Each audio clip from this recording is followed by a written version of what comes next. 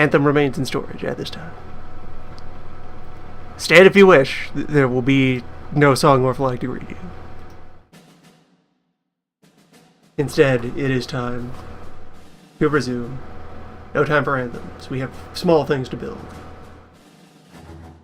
Whereas it's been most of a year since last time I did any of this, and it occurred on previous hosting service. Hello, welcome to another thing I do other than Vitagame. Where, actually no, not dice for scale, these are especially large dice. These are the opposite of miniature, they are more so than usual dice. But however, yes, there's a camera here, to a desk, to my hands, to my immediate surroundings, to this nice towel that is here to protect desk from efforts of miniatures, where, as a thing that I declared I would do initially, as part of... Alright, so I should mirror this camera, I guess, so that I'm pointing at the thing, or I could like hook around there for now, but yeah, so it's part of the icon there, stylized whatchamajig, the Patreon, where people routinely subscribe, not by way of like the other number that's now over there counting, but the other ways externally as part of that. I said I would build small things. Things that are like other things, but not so big. And patrons get to vote on what it is I build next out of the selection that I have available. And when said things are complete, they then get raffled off to the general body of the backers. Each small thing constructed will go to a worthy home, as determined mostly by random number.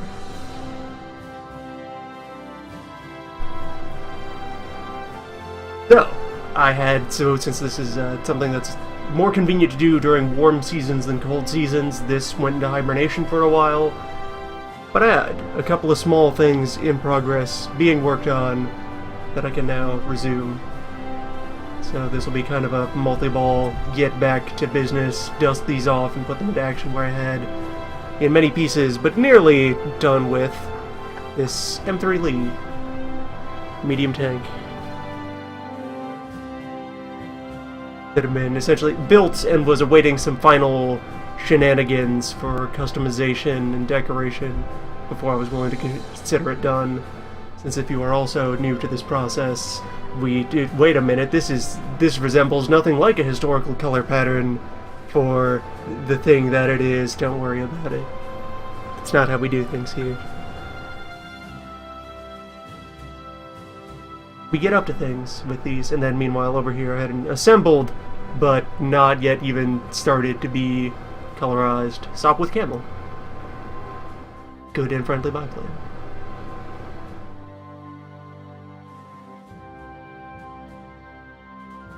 But also, furthermore, since starting that up, had an idea for how to get started on the decorating of this thing in a way that conveniently makes it not a problem that I didn't bother to base coat this before starting the session.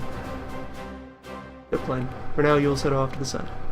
You can just be in field of view.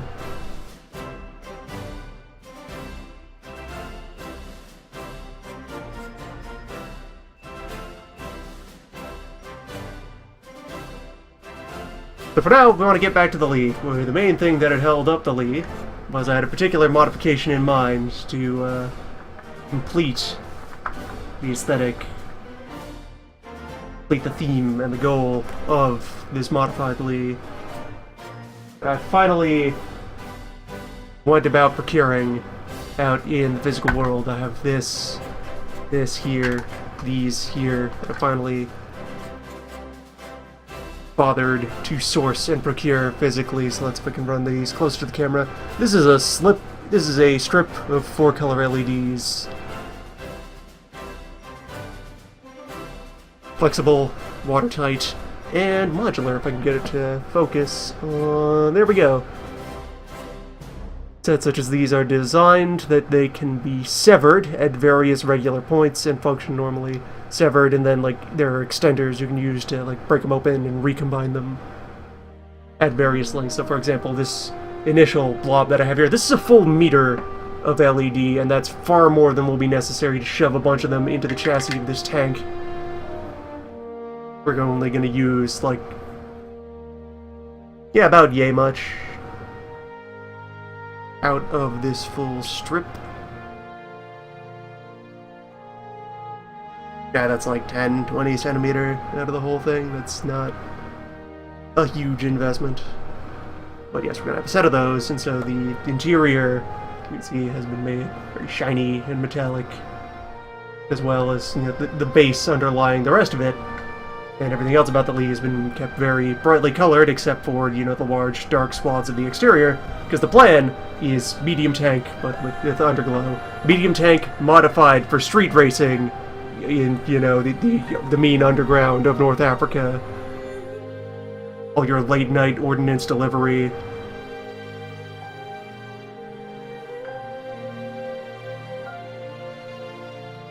Initial Lee.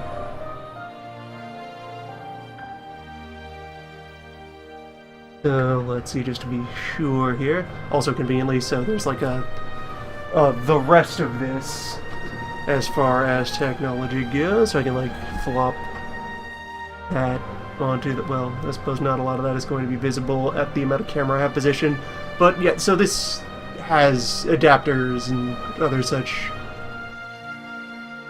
ordinances that allow it to hook back up to power. The way that the Lee is proportioned out, though, there should, as of my last assessments, be enough of a gap between everything when the upper hull is settled into place there that I'll just be able to snake the thing out of the edge. If not, I'll have to cut a small hole somewhere and provide an opening where this bit is the connector off the power supply that then hooks on to the, you know, the prong having end of the LED strip. So I just need to create a hole such that these are exposed to the edge of the tank and firmly in place. So I can then clip that on there, and then that will do. We'll see how that sorts out. For now, I need to measure end times and cut once in order to sort out how much of this is going to fit into the tank.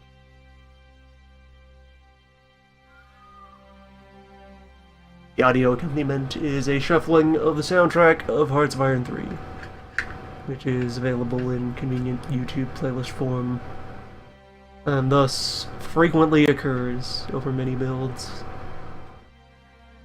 Is in convenient YouTube playlist form and does not attract any content robots to try and harass it. The neutral ground. Sanctuary. Alright, so it is this one.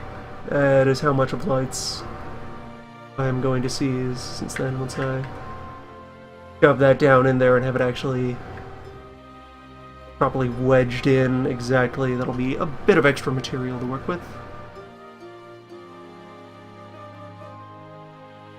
Let me grab, I guess, one of my knives with which to begin the operation. Pills. Snips. Here's a box containing knives.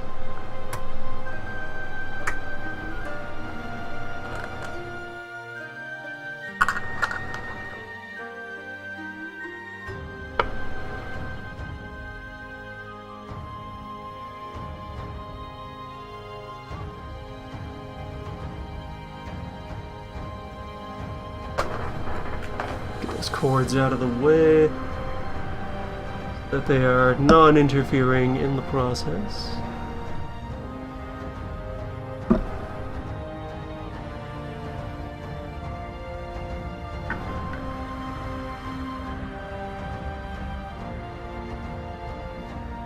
And then let's see how this will go.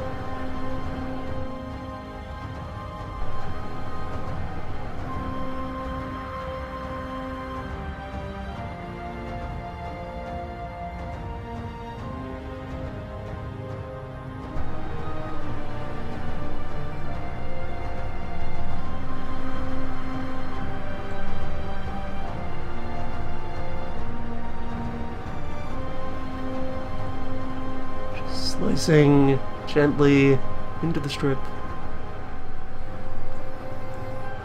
Some resistance, some pressure is needed, but overall it's mostly gel. Gel and thin metal contacts and a bit of like the paper backing that's protecting the adhesive.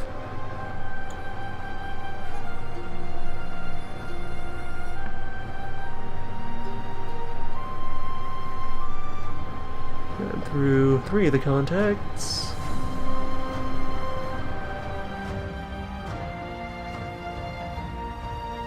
Cutting mat is among the many things that I would consider investing in or furthering the craft, the loadout.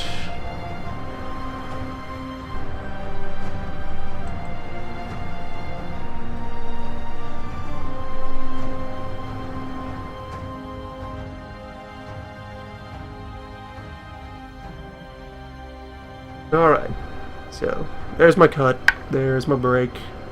It's a little... there we go. It's a little gross onto that side. Consider that all of the cut here line wound up on the other half of the thing, but that should work out. Don't worry, it's fine. It's a feature. None of the wires touch, and they are all still safely wrapped in gelatin. Gunk. In protective material. Cutting as close as I did may have compromised the waterproof. No, you can look at the end here. This whole nature of this connection is pretty wisely thought out. Get the camera. Focus. Yeah, you can look there. The gel just very thoroughly envelops everything that's left out here on the end.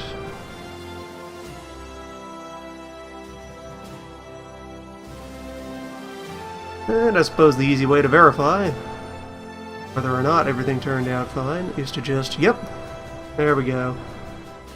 Shove on power. And there they are.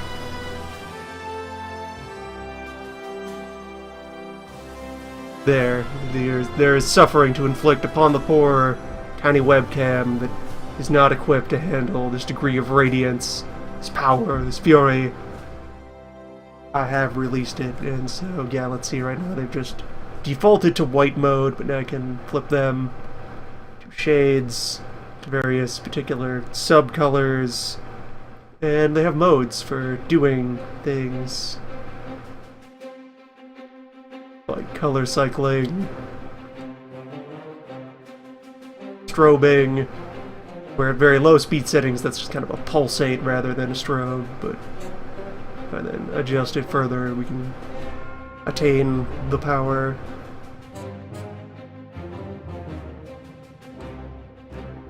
Setting to smoothly fade from color to color, or what have you. Yes, they have many features. For now, let's just put them back on red for now. And ease off the brightness a little. They have a handy remote control. Remote control, there it is. This is one of many kinds of similar LED devices that you can find that have this similar infrastructure and are all interchangeable and compatible. You'll have one of these many colors and features remote, and there's a little antenna attached to the power box over there. I could potentially do further things with these, like in the process of finding these, I also grabbed like some discs, some kind of puck lights that were a bit too bulky to fit one of those in here and have that serve as the lighting, but I can like mount those somewhere else and have color lighting on demand as needed. But for now, to further our experimentation, tank load out, what I need to do. Drop this into the frame.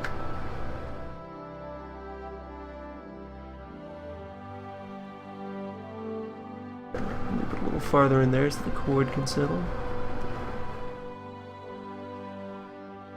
Right, so that's definitely just barely more than I need, which is exactly the amount that you want to cut to.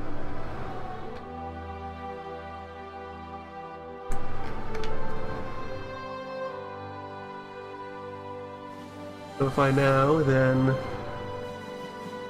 rest the hull on there, where naturally that's not going to fit firmly at the moment. There will need to be some manner of modification in order to make that cooperate, like you can see there. With how things are right now, the wire itself has to be inside of the tank, so I'd have to, like, cut a little notch at the back to allow that to sit in there more snugly.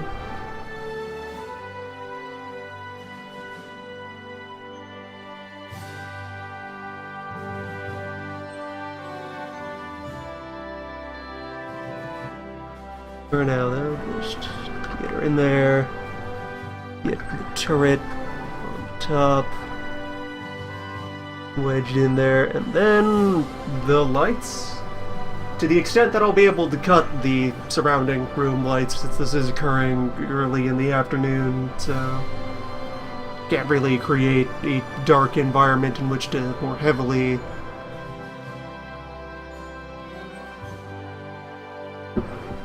test how well this glows on camera.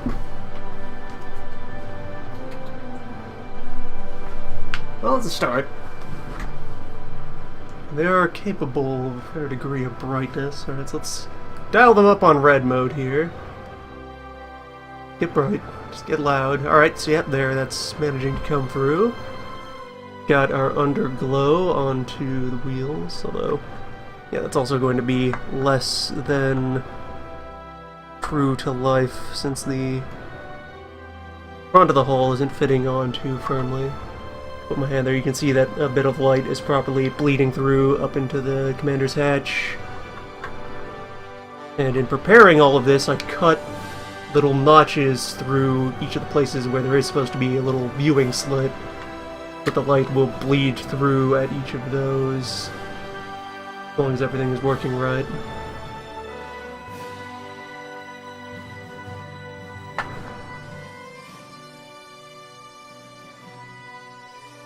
Maybe, let me take this out and take a look again at how the hull fits together when it's just resting there, because I should appraise where is the best spot then to have the wire escape, and really so looking here.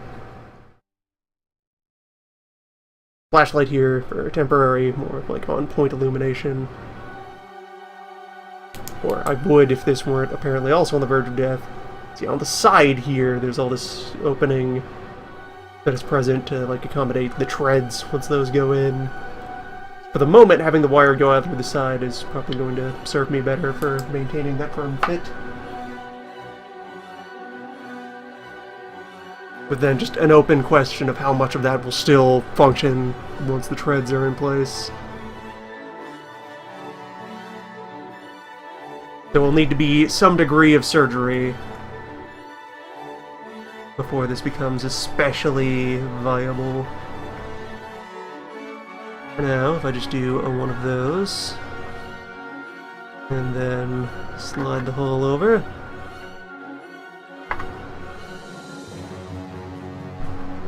Come on. Come on, get in there.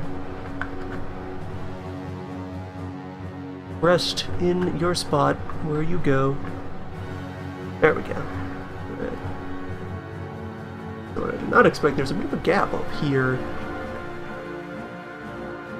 And that's just an outright gap in the material. Let's see. And just wedge it side on there.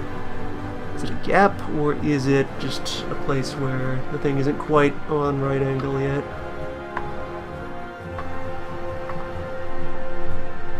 Alright, fitting it in a bit more snugly.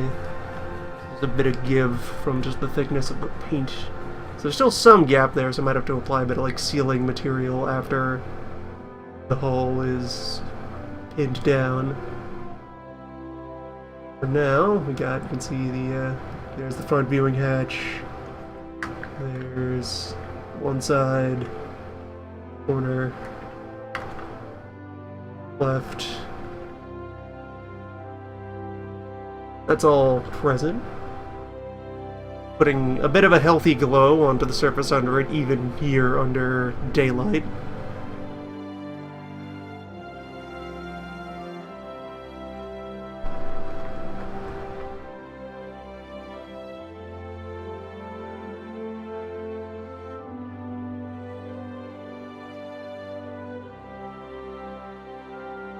pulling a bit of the wiring up. Tries to rest in better. I'll probably have to like file or sand off a bit of the paint around this plate here. Make sure that it joins in. This is the party Lee from earlier. This is the party Lee reaching its culmination. Meaning its destiny. Now, let's see. How fast can we get you running?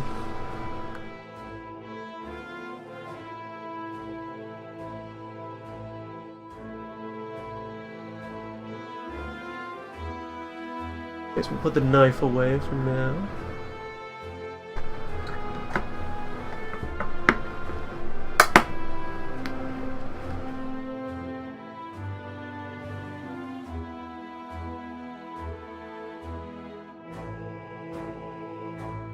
Not too fast in that mode. How about this one?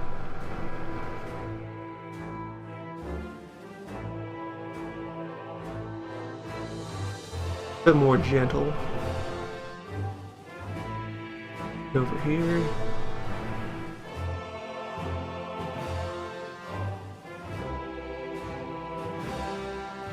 Alright. Putting it to strobe.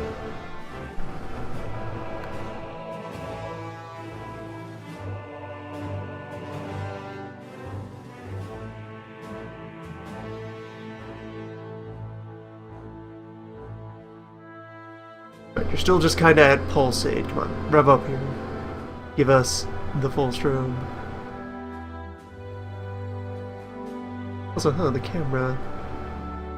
Acting.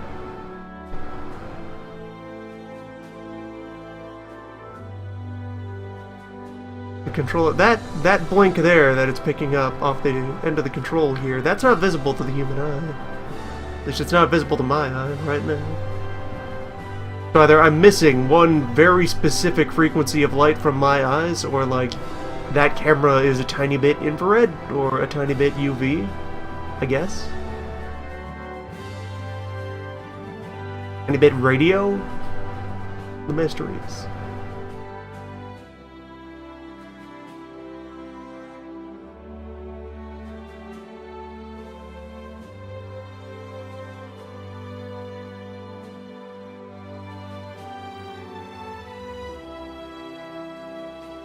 Put you on a flag color for a moment. What? Blue.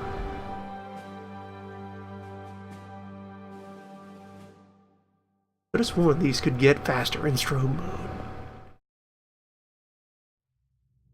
Where do I go to remove the limiter on this strip of lights?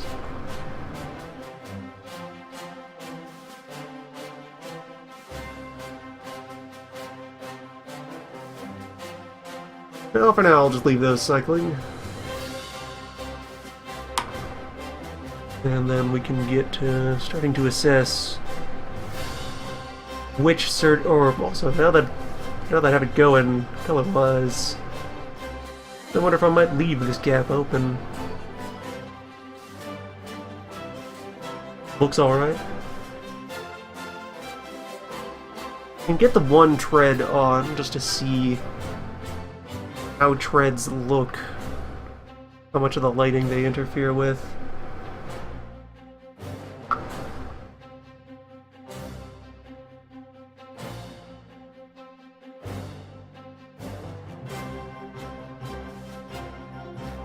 Could very well be that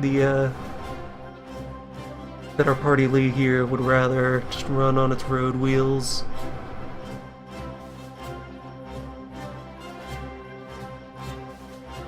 As far as decor.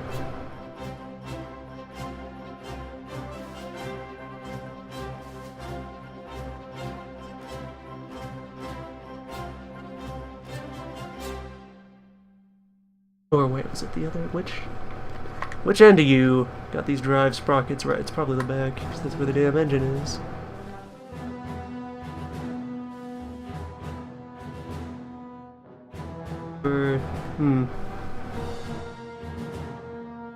It's been too long. Tried to tread the lead. We'll get the box.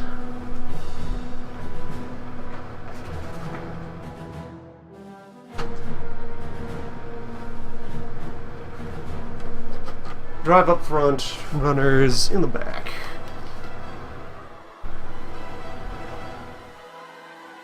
Could consider painting the treads. Yeah, just chrome treads. Sure, why not?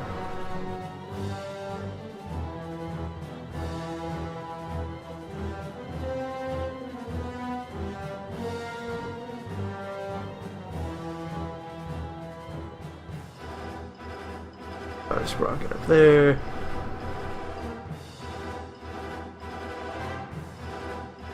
Best of both worlds.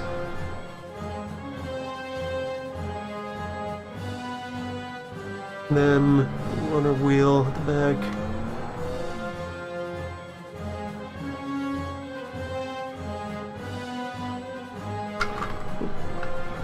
Easy there, buddy.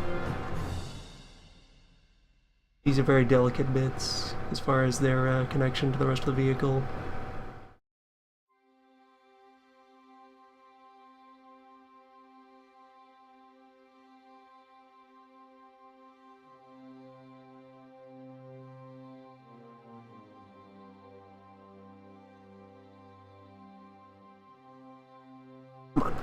Come on, because that's a further complication of this, that the treads are elastic and they are under tension when you have them properly mounted onto the thing.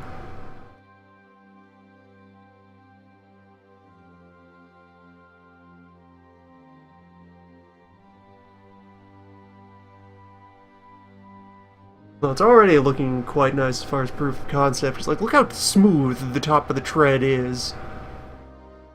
That even of its current form, just the fact that it's rubber kind of gives it enough of a gloss that it's able to serve as a nice surface for colored lighting. Doesn't impact the optics as much as I'd think.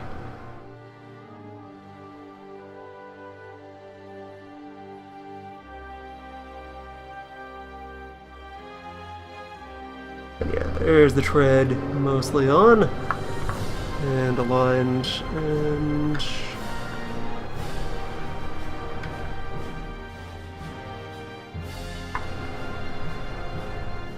yeah, for a start that looks alright. The wire is still causing antics, but that's also because it's been drifting around within there. The fact that it's not yet pinned into place by anything, that it is wiggling as I manipulate the frame.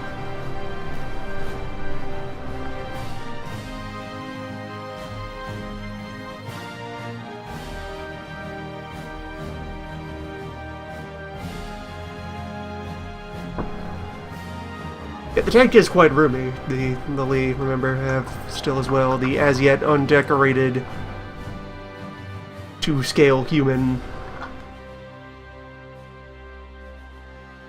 where probably, I think as a baseline for what would serve reasonably well to decorate him up, get him base-coated in the chrome spray paint. Get him nice and glossed up, because then that can be like his base. It's still physically going to be the old World War II army fatigues, your fighting suit, but it's going to be, you know, chromed up into your horrible Euro disco DJ, some kind of space track. So we're gonna future man him up.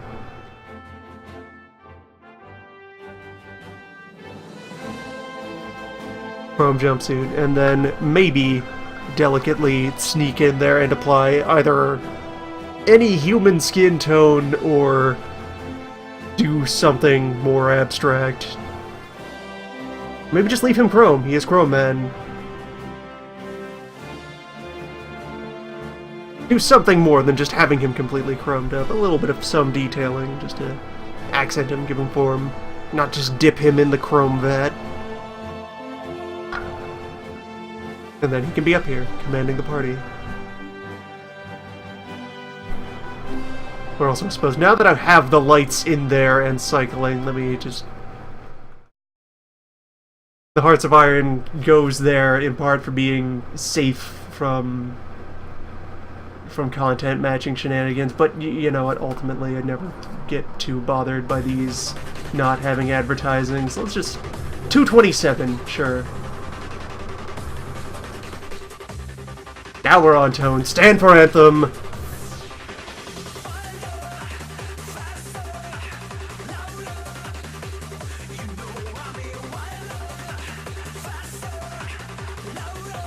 Progress.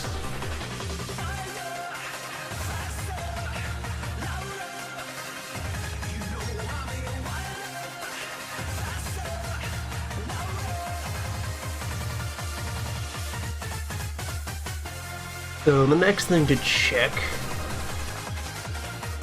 would be how well this wire fits around the treads, so that I can confirm where I want the wire to run out of the tank. The current front-running candidate was to cut a notch in the rear hull, and then wire could rest there comfortably. And now we're investigating if the space around the sides is usable for that purpose. And you either don't look directly at the zone, the epicenter. Let me get the protective coating back on there for a moment. The surface of the sun. This vehicle powered by the disco fire. Let's see, I could either throw the tread on this side as well and see how well it fits in, or move the wire over to the other side and see what happens.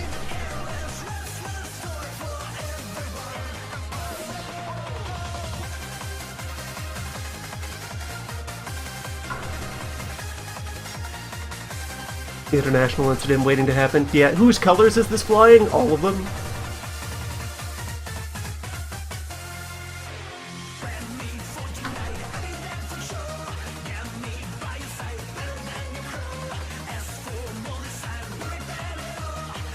Go on your side.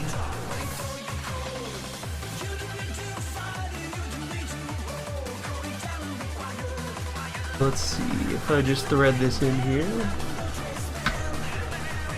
Oh, we've lost containment again.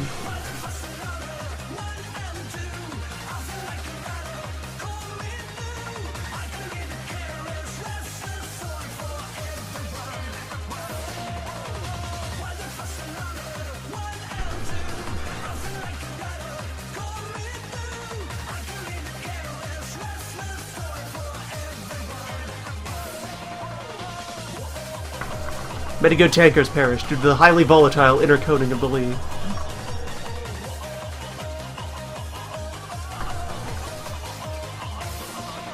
So that actually fits in quite nicely to just run over the treads out the corner.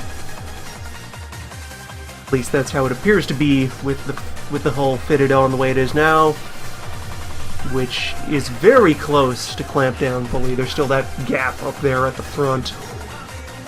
You can see that the fit on the front plate there is quite snug, and all the other bits of it are aligned where they're supposed to go. Be very careful about aligning it thusly. If you just get in edgewise, you can almost look directly at the sun.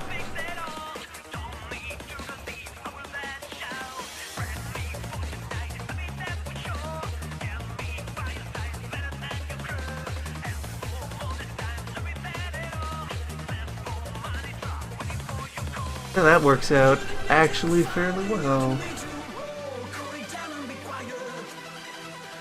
Didn't require any surgery at all. Alright, got the lights.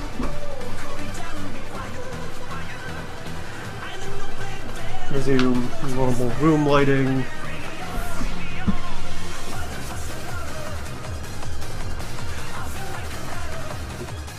Alright, so with that in mind, time to consider trying to get this all glued into place. Where since these, for sensible people, these are meant to be like attached to cabinets, or mostly cabinets, parts of the house. They're for underlighting and overlighting and what have you.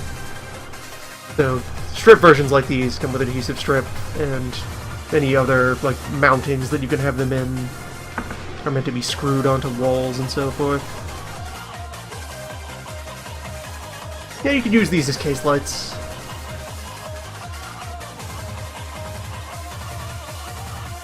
So once I've decided where my positioning is, I can just adhesive strip the whole thing together. Where it looks like that's my prime candidate. We know that this will behave itself when the hole snaps down over the treads. So like here? And leaving that connector permanently inside of the tank. Also, once I like flatten out and correct for the corners here, which will be a bit weird since the inside of that is curved, so it's not like that's going to clamp in too tightly. I think we've got it though. Like you can see there, this end is at least coming in flush against that wall.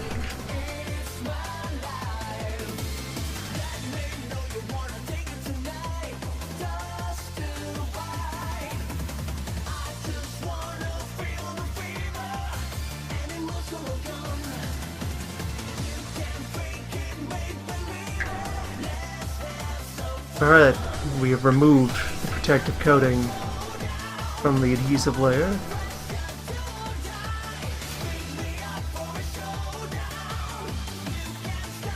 Let it begin.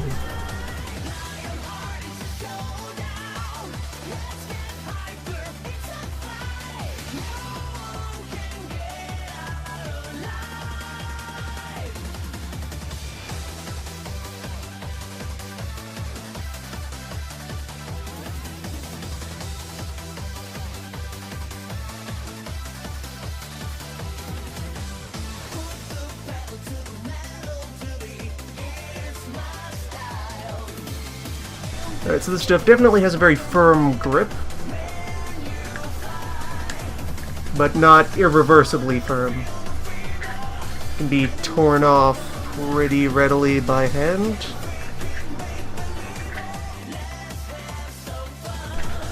But just getting it on there is doing a lot to keep it secure immediately on a touch.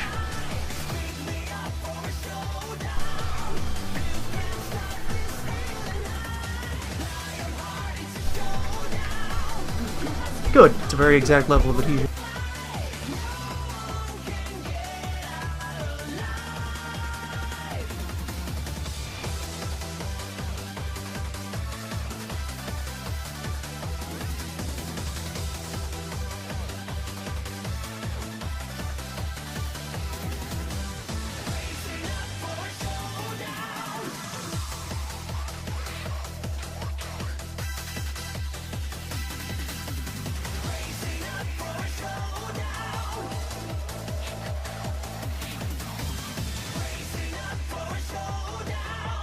I feel like this now rests in firmly enough that it's not going to wiggle around and fall out, but not so firmly that you couldn't dislodge it. Like just the fact that these bits don't sit in flush give you somewhere where you could hook in and drag the whole thing out of place.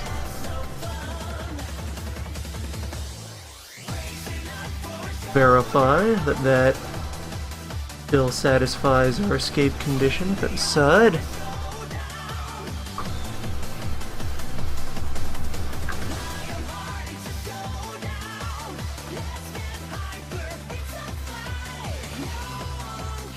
Yep, alignment looks good. That's fit in as well as it gets.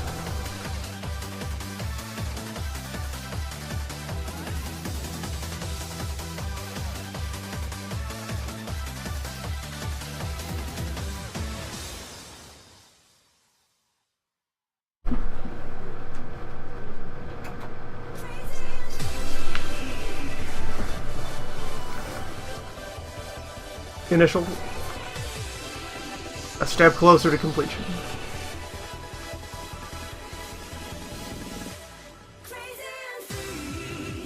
So let's see, that means that next I want to sand down the paint. around this seam so we can get it to actually clamp in exactly on contact, and it'll be ready for adhesion. Then I need to sort out which spots at the back of the hull are actually the points of contact. Let's get the commander out of there.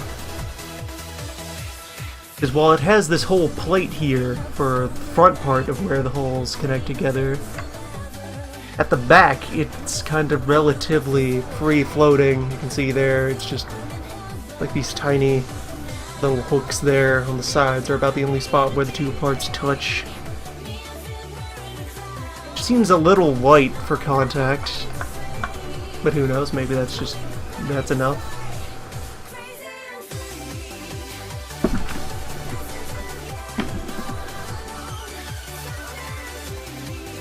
Wire management here is only complicated by the fact that so this is plugged into an outlet that is underneath this desk that we're building on.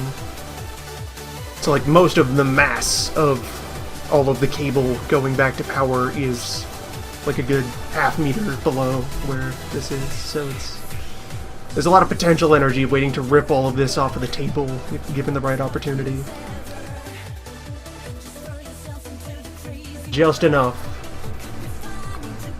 Sometimes friction isn't enough to keep it all in place.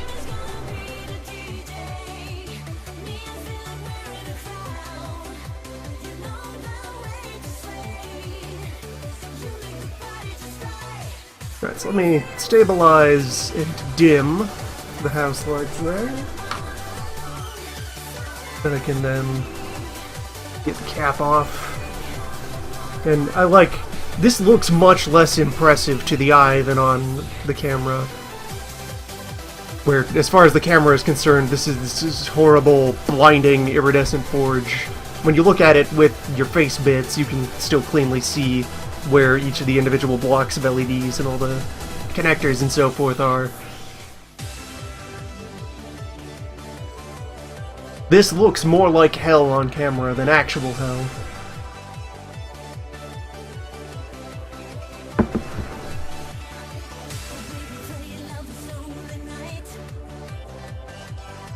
I'll bring out a little fine sandpaper and... Yep, crafting day. Well, let's see, just to look at the front of it there. That doesn't show up too well, also, because they have a nice matte black there for the dark portions of it, but you can see the little notches there from, I think that's a couple of gun ports that were dummied out of the actual build, so to speak. That is about where the plate on the front there makes contact. That's how much of that is covered by that bit, so that's how far up I want to sand in order to just thin that out.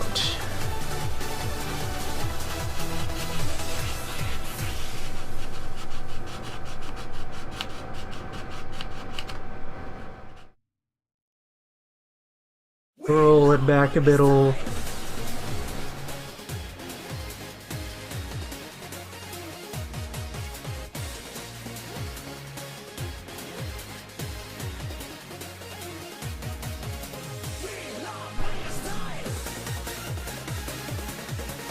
And the difference is very quickly visible due to the gunk. Due to the kind of stark contrast there between the undercoating, which is all this chrome stuff,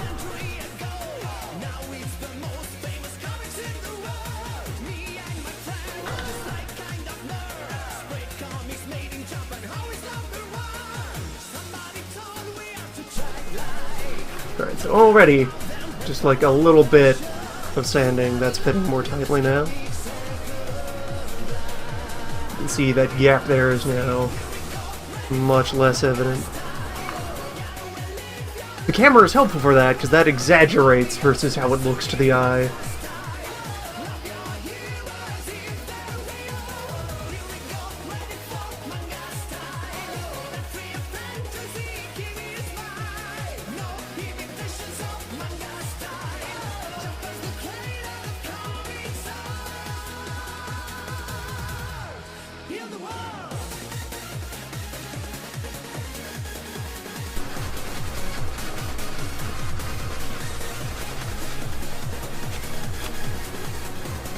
And I suppose I could also be sanding away at the other side of this as well, since those bits have base coat on them as well. Ultimately, I might have to wedge a bit of clay into that gap in order to fill it.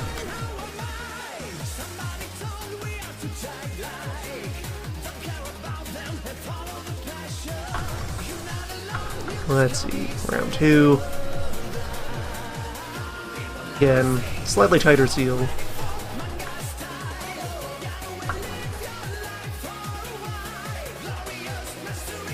And I can always re-establish the paint on the upper portion of that after it's been glued down.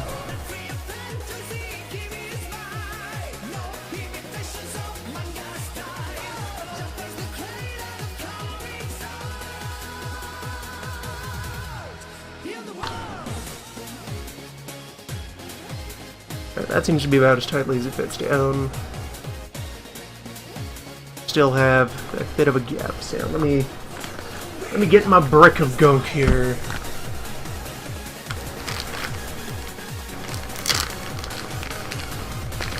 Just a healthy mound of polymer clay.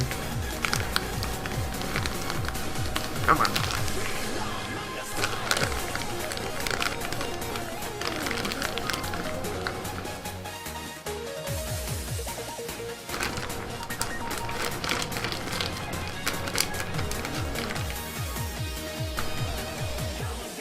Should be about, well, this should be more than enough to form what we're looking for here.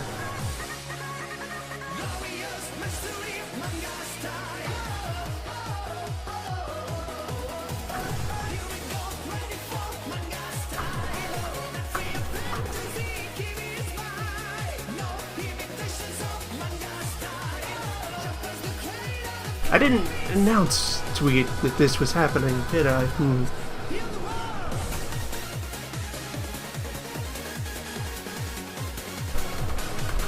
Go ahead and have that occur a ways in.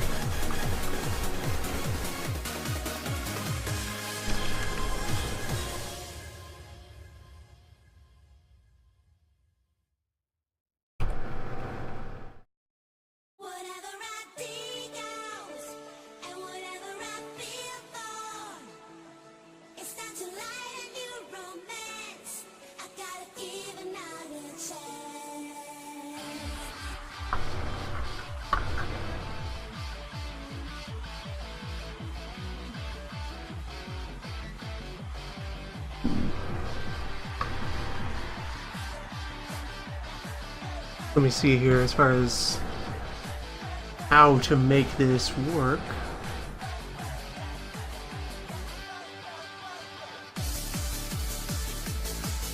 Maybe just jam the whole thing in there. And then I can just slice off the excess from outside after the seal is formed.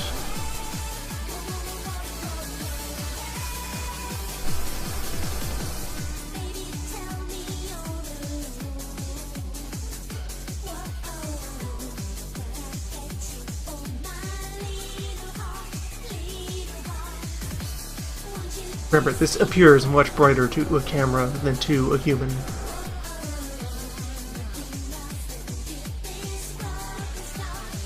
The camera is struggling to balance things automatically as they occur.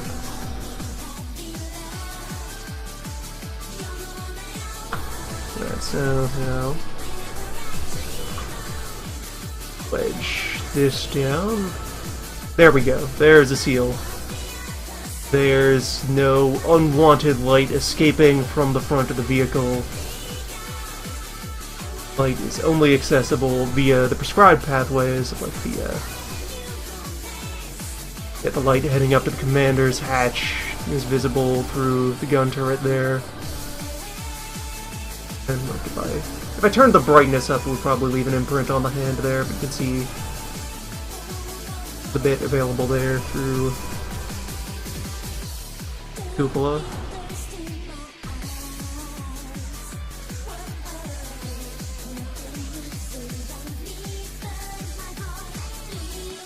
And looks like there's a little bit of light bleeding on this corner here. That will spare a bit of gunk for that spot.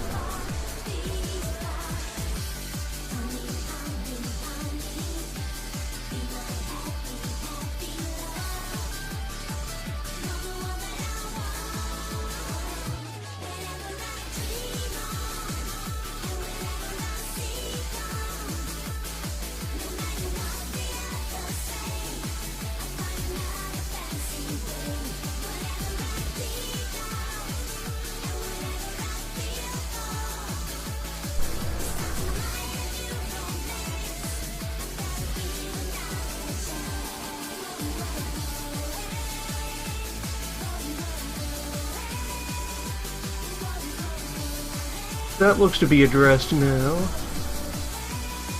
So I could also always turn up the brightness.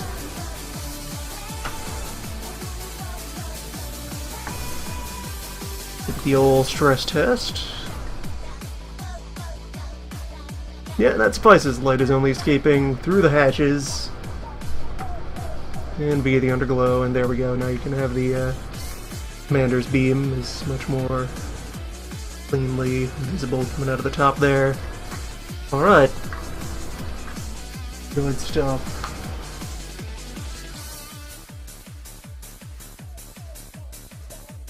Those back down.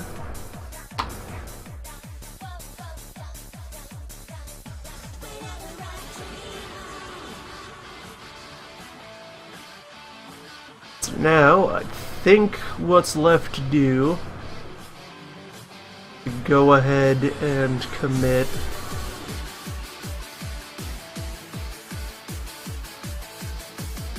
or with this side-on configuration, I could still benefit from putting a bit of a notch into the side hull here for this cord to rest in.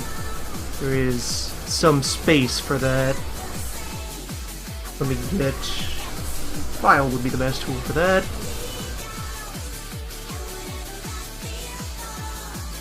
And then just, alright, so we're lining up right here. Take the round file.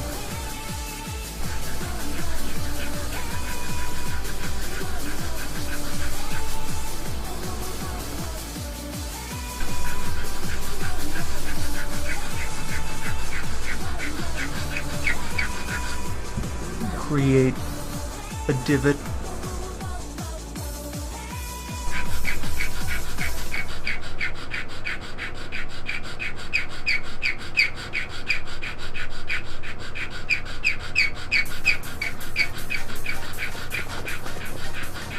Such a good productive noise.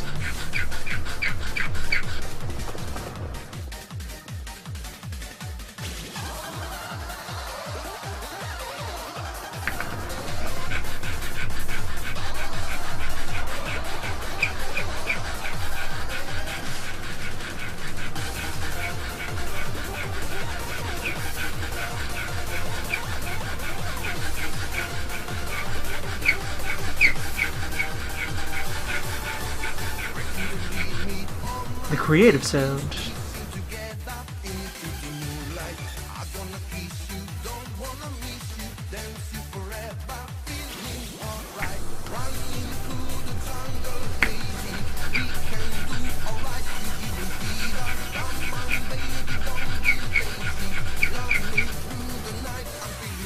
have to be careful about the file wandering out of the mission zone and cutting into anything it's not supposed to. File's very independent-minded like that.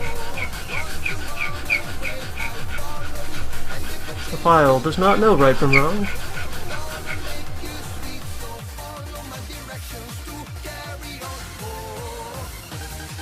About half of a notch. Start. It's more notch than was there before.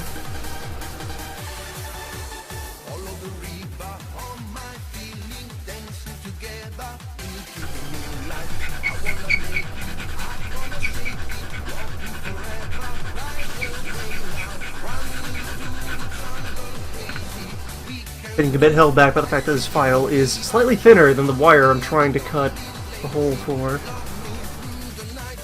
Just a smidge.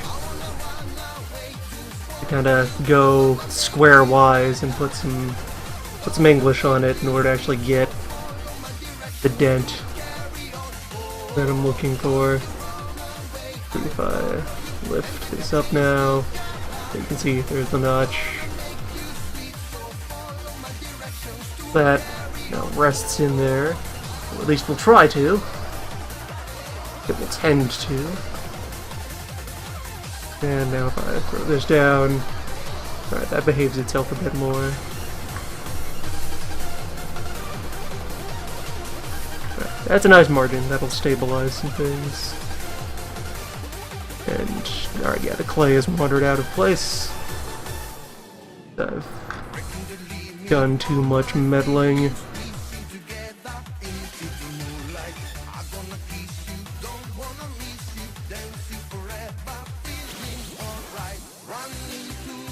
That'll clear up once I do the adhering, the cementing.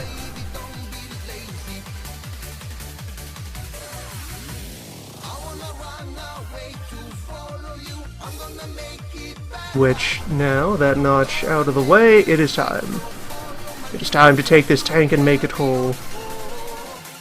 This has all proceeded beyond expectations of reason and feasibility.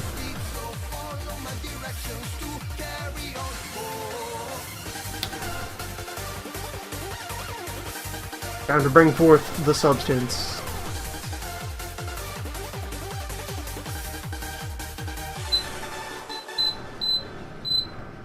Turn up the ventilation.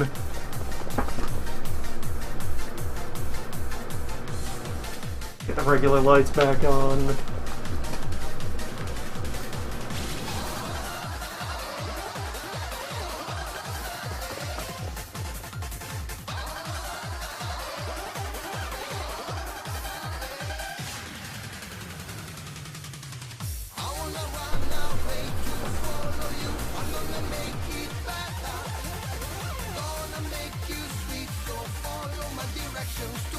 Okay. I'm for glue. For cement. I'm for reunion.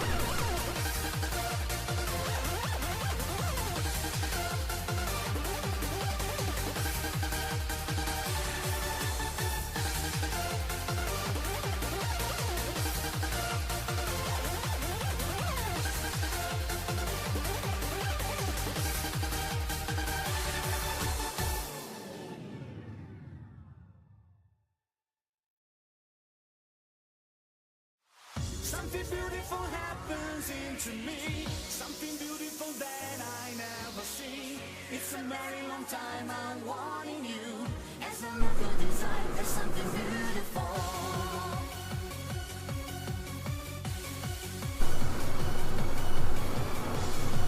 Time of joining. Time of pressure.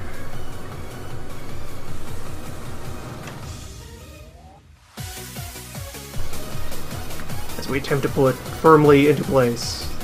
Tank. And yes, you can already see gaps in the light structure. We'll sort that out.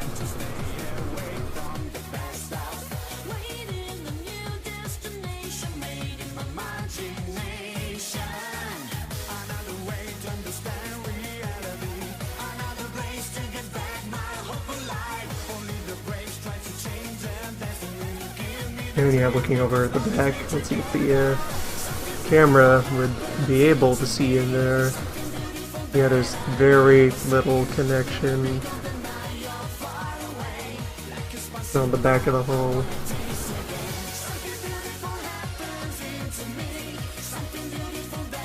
That might take further interventions in order to get it completely settled. But for now, let's see. It's lifting up the moment I release my grip. The wire is undermining me there.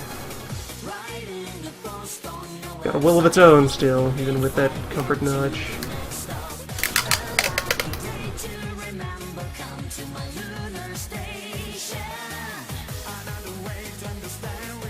For this we have tape.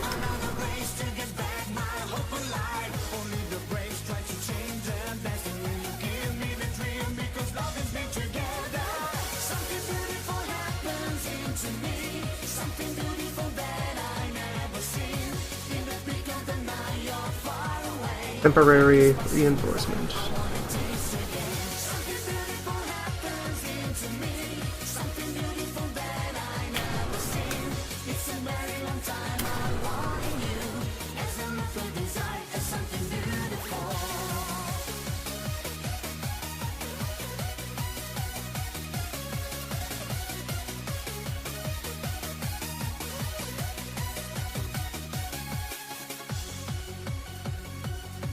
Start first with the kind of garbage tape, and then, if necessary, escalate to less bad tape. We'll see. So far, this is at least pretending to hold.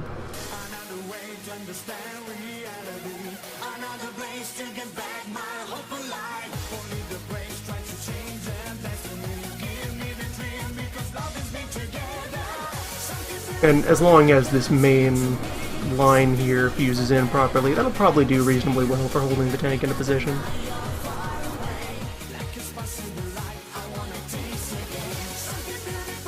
You only need to weld most of the hull down. The rest just sort of solves itself.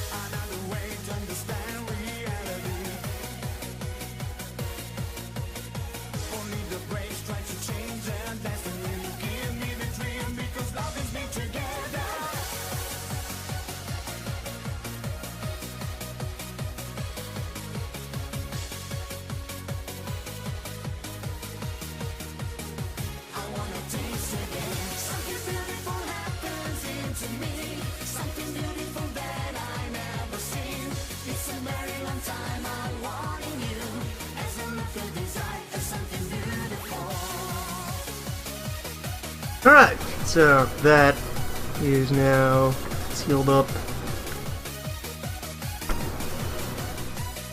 to the best of current ability. We will see how well that settles, and supposing that the bond holds, then next week will be further painting, touch-up, so as to eventually achieve completeness of tank.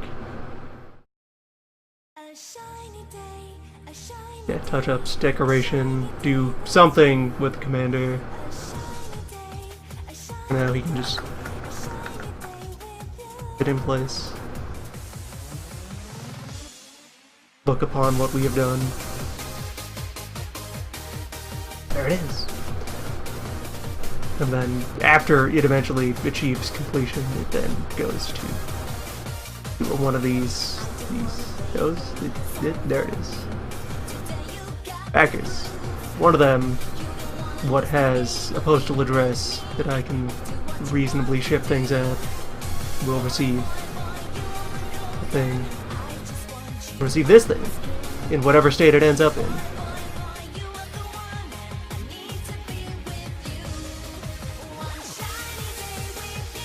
But so, now to carry on the afternoon, since while that was stalled on not having the lights to put in there and complete the image, go ahead and can't even see the lights from this angle now that I have the rest of it up, so let's just turn that off. And let those be. I started this Camel and didn't have too much of an inspiration in mind at the time for what to do with this Camel once it was finished. But for the moment, you And see, it's here. It's all of its physical bits are assembled. The entire structure is here. Though in the process of doing that, it has many thin, delicate, wobbly bits, which wound up going in kinda wonky, kinda crosswise. Very flexible, thin model. Though it is subject to much problem as you try and force it together and make it settle in place. However, fortunately, model building always has worked into it the built-in, lore-friendly excuse of if anything goes wrong, that's not a mistake, that's battle damage. So, let's double down on that. Let's more so. Let's take this camel and really put it through hell. Delicately, precisely, deliberately. Give it some more wounds.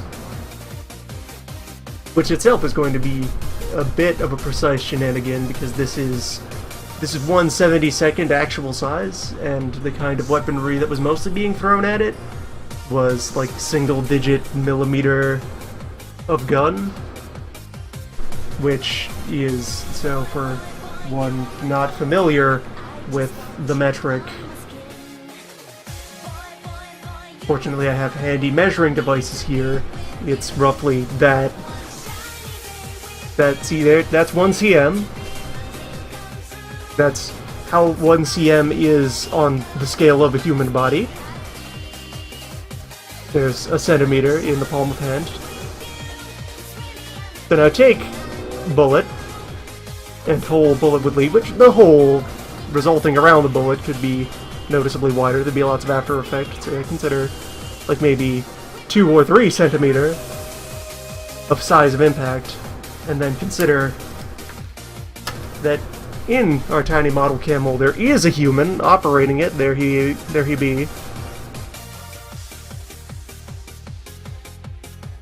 So sensible size bullet holes are kind of imperceivably small specks on this thing. So we're gonna give it kind of exaggerated bullet holes as, let's see, I haven't quite decided how I'm going to attempt to spike some holes into this thing, but we'll sort it out. Some spikes, give it some holes, give it some like rips and gouges. For more sensible things that are supposed to be deliberately looking damaged, you just do that with visuals. You just draw or decal pictures of wounds on there. But I have the luxury of this hasn't been painted at all yet, so I could put the damage on the actual body and then decorate the damaged body.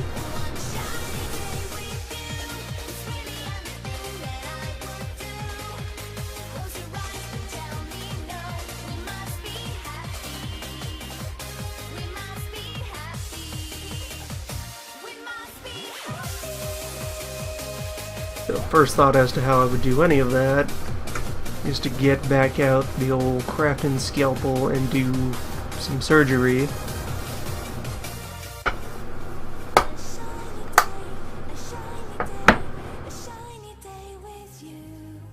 A thumbtack or like a sewing needle might be serviceable for gently piercing through thin layers of plastic. Mostly it's a matter of whatever poking medium I decide to use, it's still going to be fairly labor-intensive. A lot of time and gentle effort in order to prod holes in the camel. Something about camels and needles. Reach heaven through violence.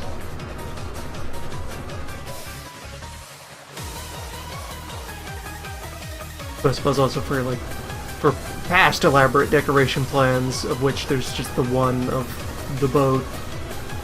I actually sketched out what I wanted to do before starting to physically assail the model in any way.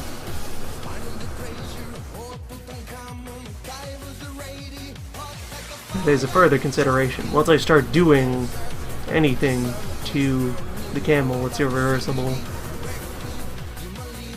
What ideas do I want? Do I have a cohesive picture? Well, these wounds could tell a story of something that this camel was thrown through.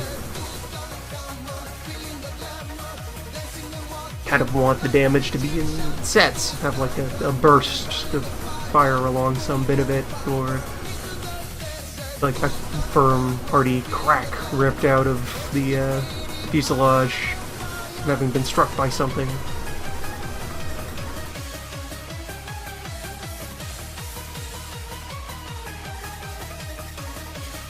I considered heated wire or needle.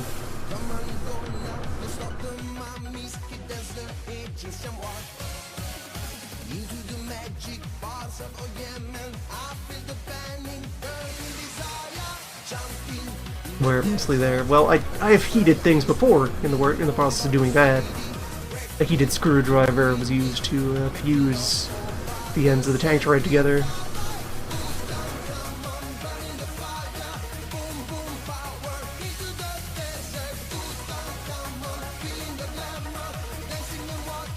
Although with a needle, you don't have a handle from which to grip the thing. You would just have a hot metal spike, and I don't have like...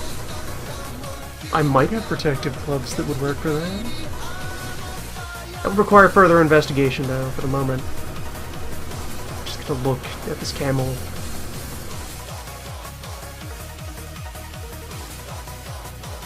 Holding a hot needle with pliers and then trying to force it through plastic delicately, you're adding more layers of complication.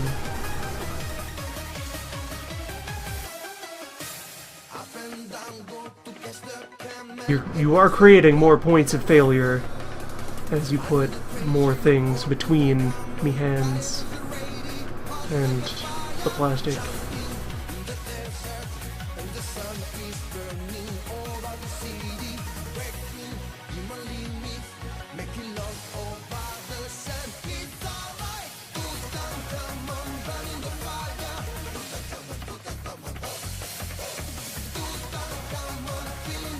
You know, to start with,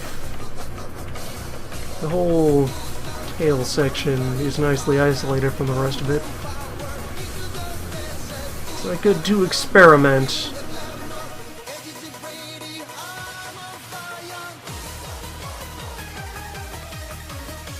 Alright, now you're getting to the level of, okay, build a tool to serve your purpose, which, okay, fair. But it becomes an increasing ask as far as efforts to invest. It's something that I would rather, if I were to work out how to implement that, it's something I would do elsewhere in the time leading up to a session and then show up with, I did a thing, rather than spend time during the live afternoon trying to improvise that. So I'm thinking shred up part of the elevator here. But where?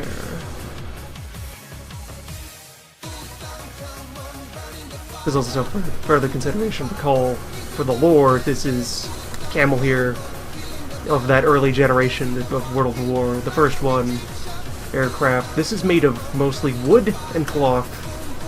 This is not yet an aluminum aircraft. So the ways that it gets damaged should reflect that stringiness if we want to be lore friendly with the wounds.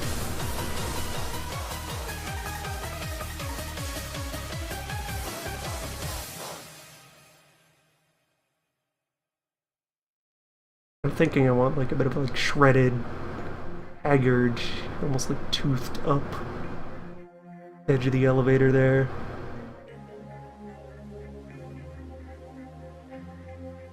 So having something to mount the camel on during efforts would be preferable to having it in hand if I need to do any such more elaborate precision maneuvers, for which actually I already in the past figured out what a good stopgap is to not having a vise to put this in, because I'm doing this on just my desk. I don't have access to a shed or a garage in which I could put together a more dedicated workbench.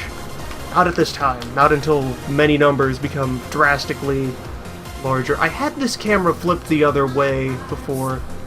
I had it set up so I could point forward, and that would point at all of you over there in the sidebar. Maybe I should just have these trade places. But anyway, as a stopgap for a mount, just a wad of clay. I can have that shaped into a foot, and then wedge enough of the model in there to have a bit of a grip.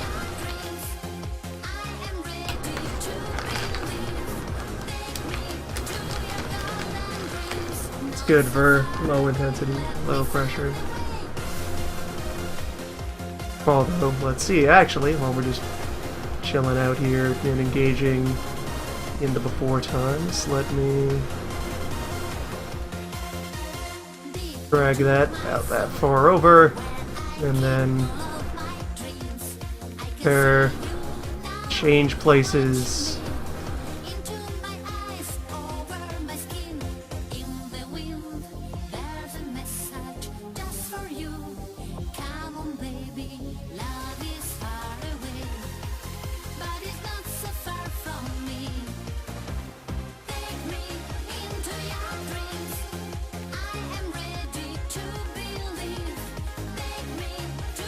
They're all going for a ride. Oh, that's the alert box that I grabbed there. Alright. So that can stay over here in this corner.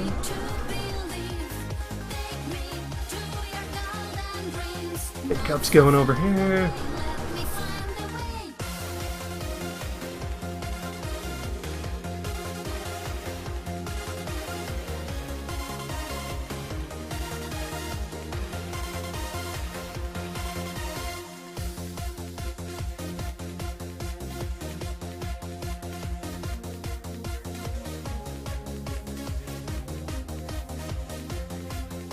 Position those numbers. Chat box. To your new home.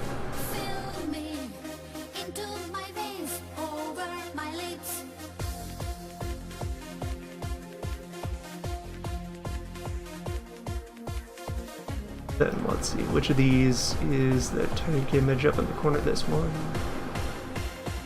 Slide that back into alignment.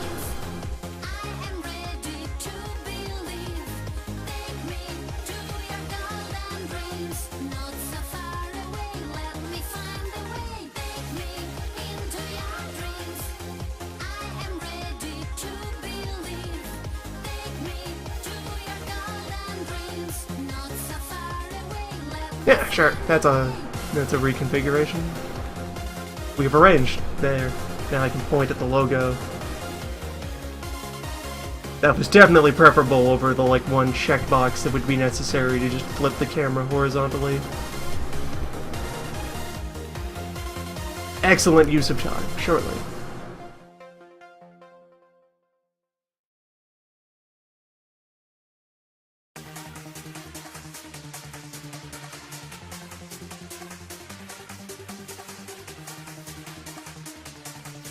Oh, let's see, I suppose, yeah. The part to grab it by would be the wingtip, oddly enough. Since the front of the fuselage is the engine to worry about, and then underneath the landing gear. There, for structuring purposes, the wing is the bit that I can most easily get lodged into the goo.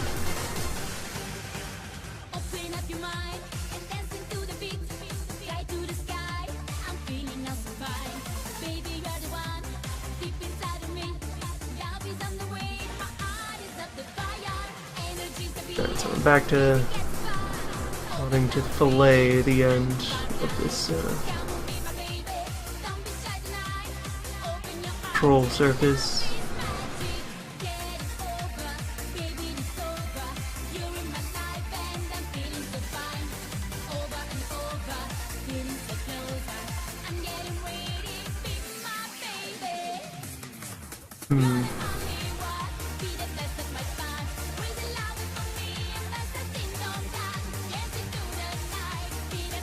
But how? So for those new to the reintroduction, this is an important part of the modeling process, the becoming increasingly indecisive about how to move forward. Once I've moved out of the bit, I definitely knew what I was doing during the session, back into the full creative zone.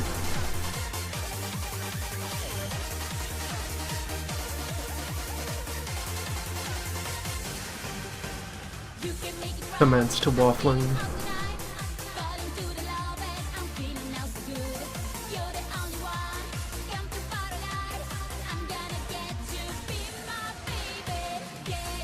I have a soldering iron, but it's kind of a terrible one that I barely feel safe using in a workshop, let alone inside my much more full of flammable materials ordinary workspace.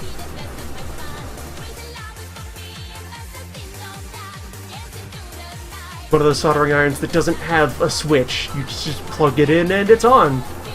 Why would you want it to not? Why would you want to unhot the iron on short notice? That just sounds dumb.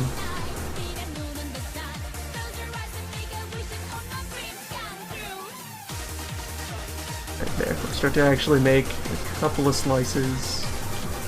Just gently scoring the surface.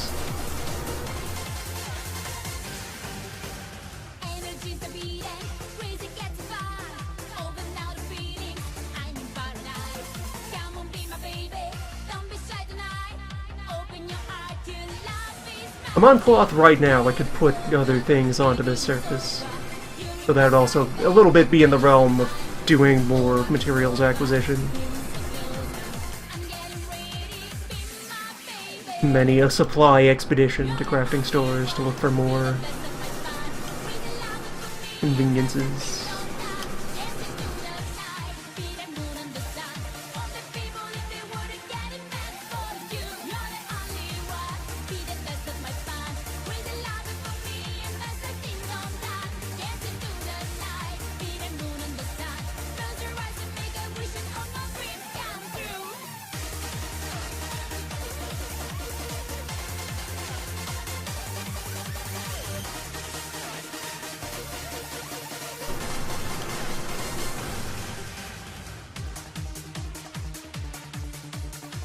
Alright, so, yeah, just kind of finally getting started now. No particular goal in mind yet. I'm just going to start weathering the elevator.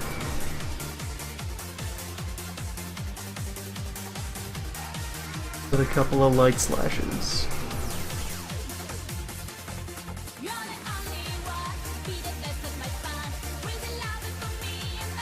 Paperclip! There's the...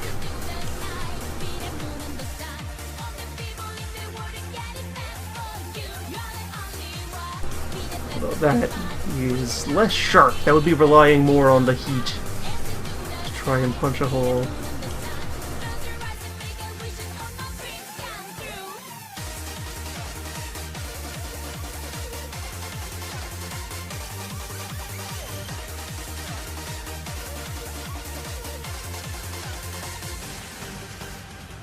Really, I don't have much of a shortage of sharp objects that I could try to use as candidates for prods. I have a set of hand tools in here somewhere, including a bunch of drill bits for a drill that I don't own. I have bits, no drill. Press or hand or otherwise.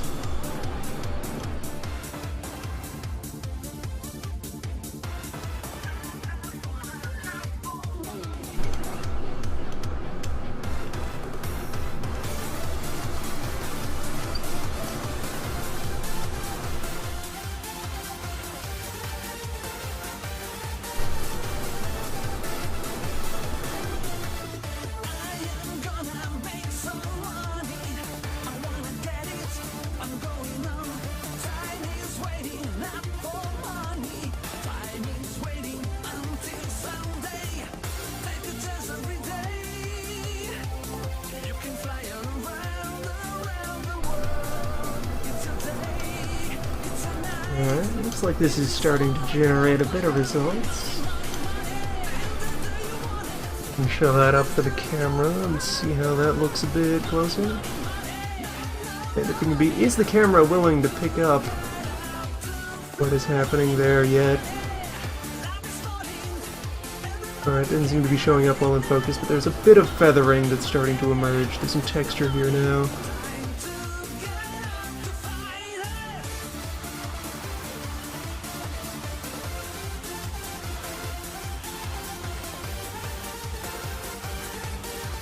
Then, as long as I keep up with the slashing, that should start to evolve into a couple of good gaps.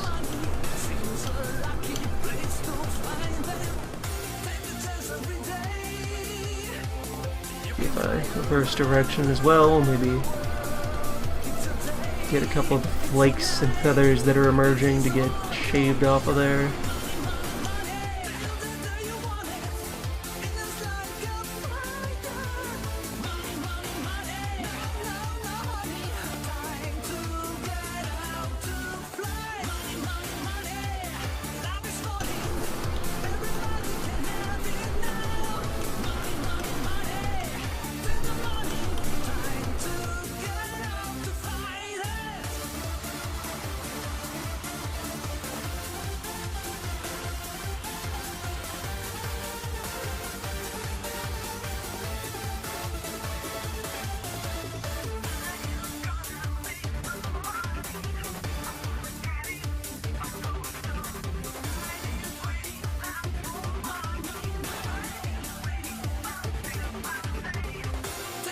Every day you can fly around the world. It's a day, it's a night. This is all your fire. Money, money, money. Do you want it? It's like a fire. Money, money, money. Time to get out to play. Yeah, the damaging process is kind of complicated, but this plastic might be a more robust material than what the actual surface of this thing was made of. If I had a sheet of cloth here, and we're just kind of trying to forcibly weather and tear it, it would have been quite mutilated by now.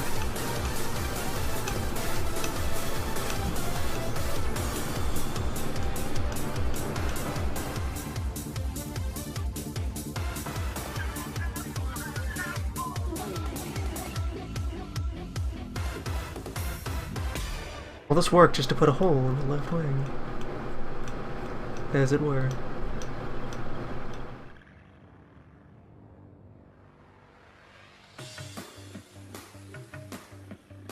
Especially since this is also, even as thin as it is a solid piece rather than a skin around a skeleton.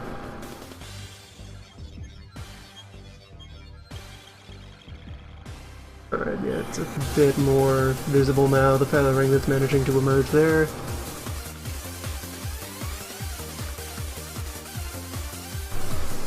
I'd probably have to check the packaging to see what exact manner of plastic is being used here.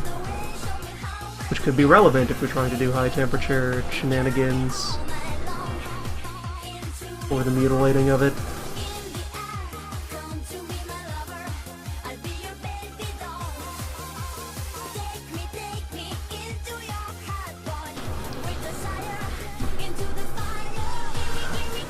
So now let's see, my camel here, he's a rebel.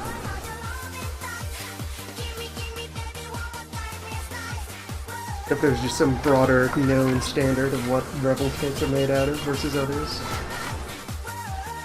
Or for example, the lead over there is a Tamiya. Tamiya, however the word is stressed. Alright, F1 off with. Go deep into your safety instructions and handling protocols, all the fine print that we can usually safely ignore. Process complicated by the fact that as a Euro kit, this is written in 40 languages.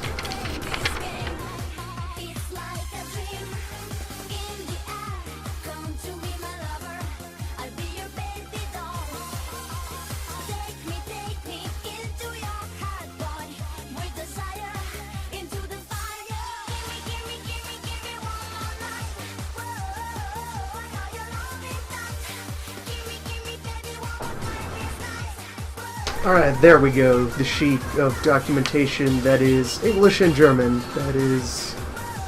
Or wait, no, the rest of them are also here. English and German are at the top, though. Let's see.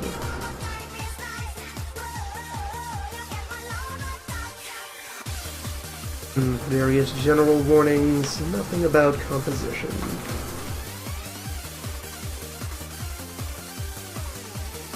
Is perhaps a mystery.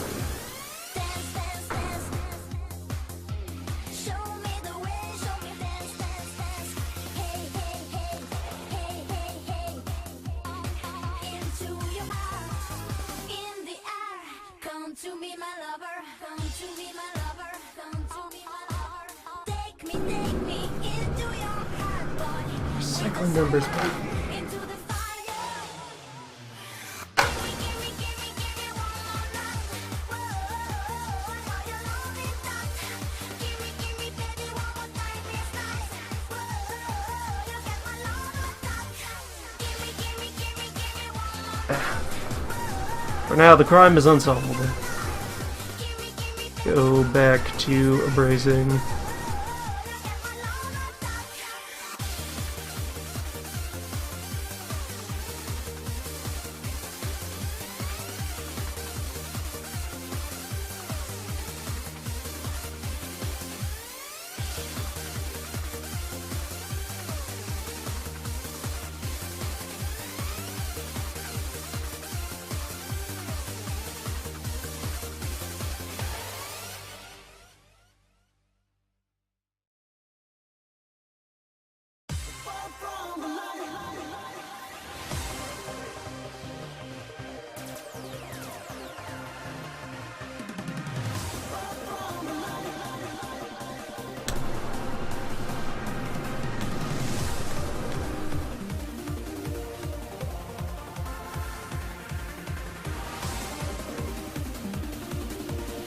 Sorting out what I'm going to use for a hole punch will greatly expedite anything to do with this. Because then I can just start picking spots and carving bullet patterns.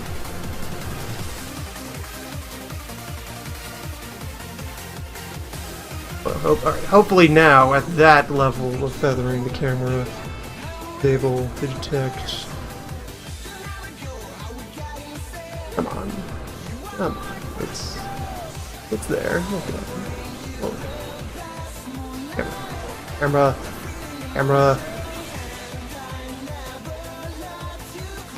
Double showing up.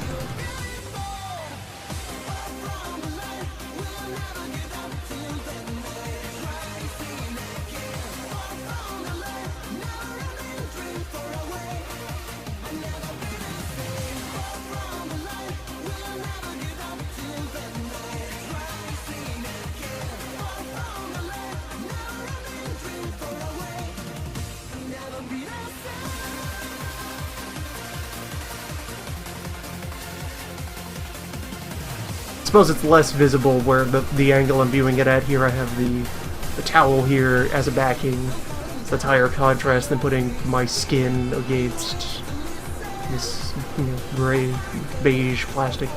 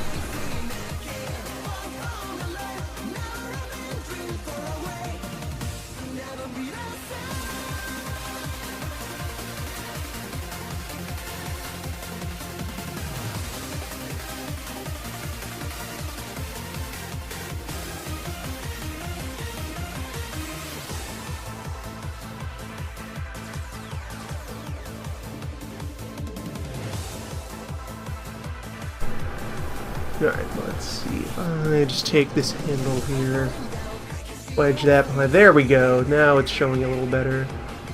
It kind of has some teeth now. A little bit of feathering.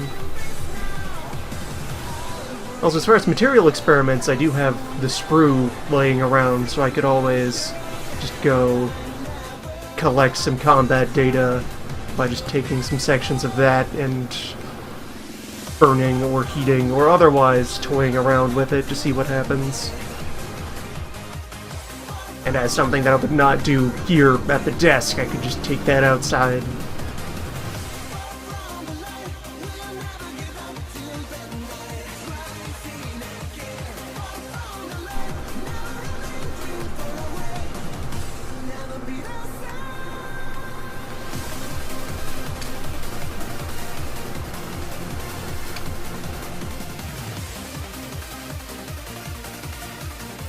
So I think now that's reached a level on that elevator that I'm willing to... That's some good weathering, that's just giving it a bit of personality. So let's start on the other one.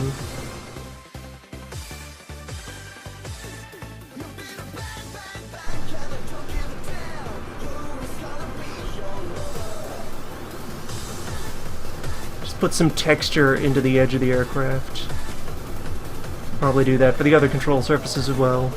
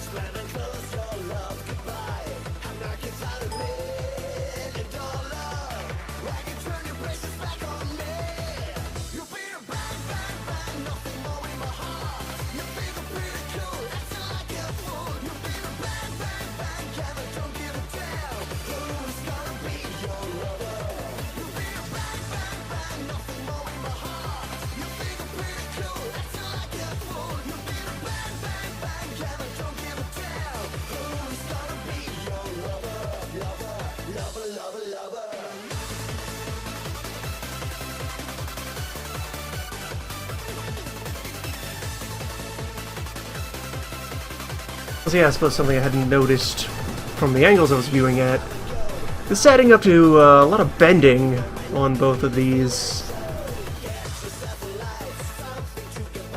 There were good ways out of the alignment they were in when I started.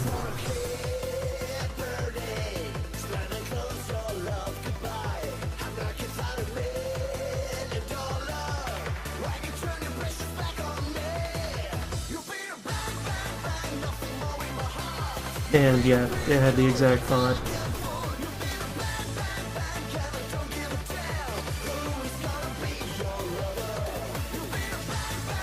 That if I just attach the glob there, now that is reinforcing both elevators and providing me a grip closer to the end. So now, yeah, there.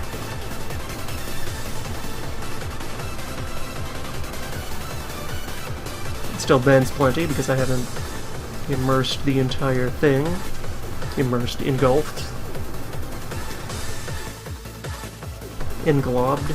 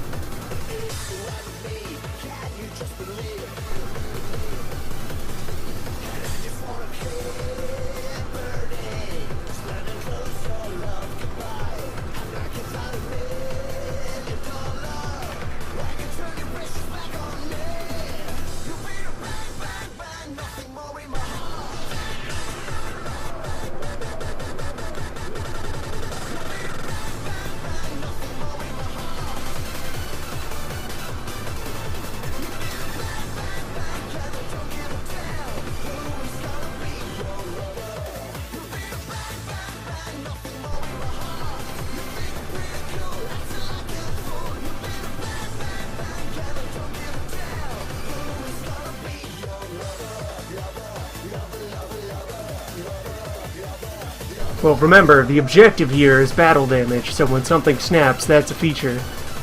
Like, say, this, that was not able to withstand the punishment. Or I can cement it back on there, partially. But it looks like both of these have managed to crack, which creates an opportunity to have them back on. Slightly wrong. Yeah, that one is severed completely. Whereas this one is still barely holding together. Battle damage. Battle damage.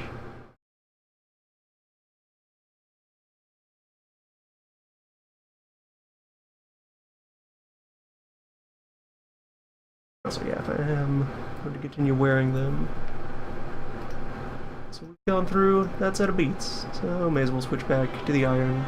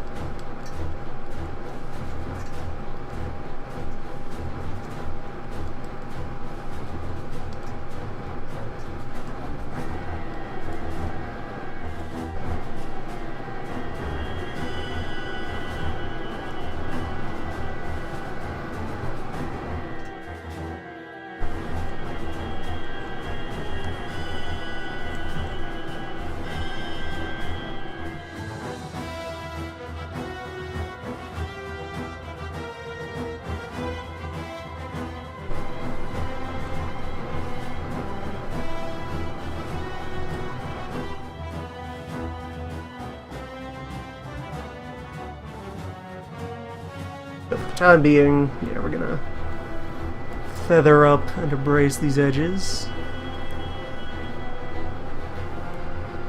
And as far as other main things I'd be looking to do to it, and really sort out how to punch holes and have a bunch of it riddled with bullets. And then I'd also be aiming to put some kind of like full-on gash missing out of a section of one of the wings, just a gouge of reasonable length that actually properly punctures through the whole width of the wing, just somewhere it's been slashed, torn. Punished Camel.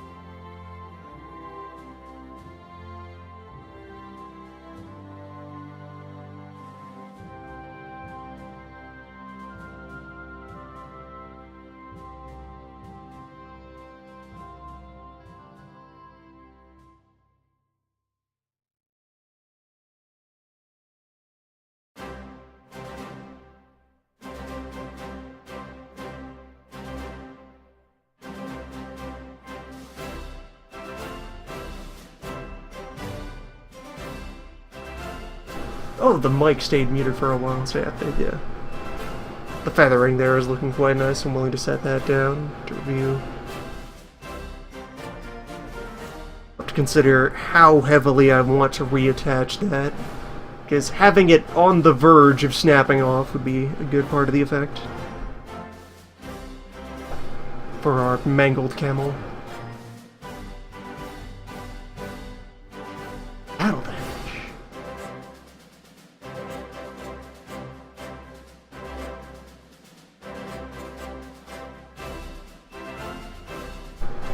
now just the thought of if I want to progress on any other parts of the Camel at the moment.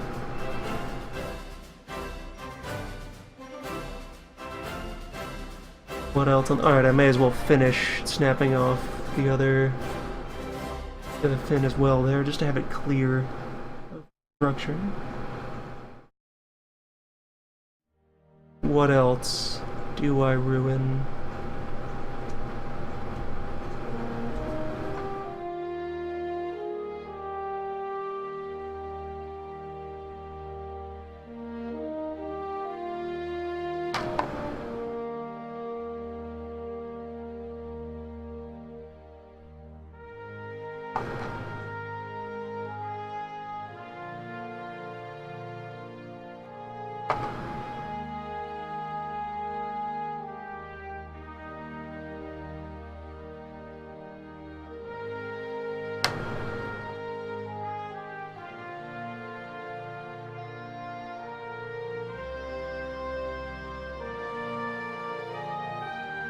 Not seeing recycling numbers anywhere on this thing.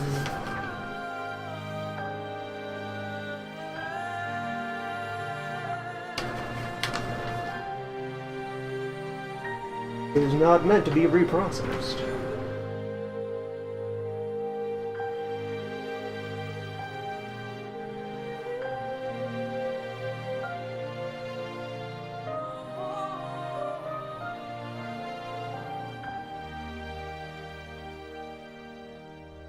Right, maybe if I check the sprues themselves. Many of you have informational glyphs on you. Nope. White bear.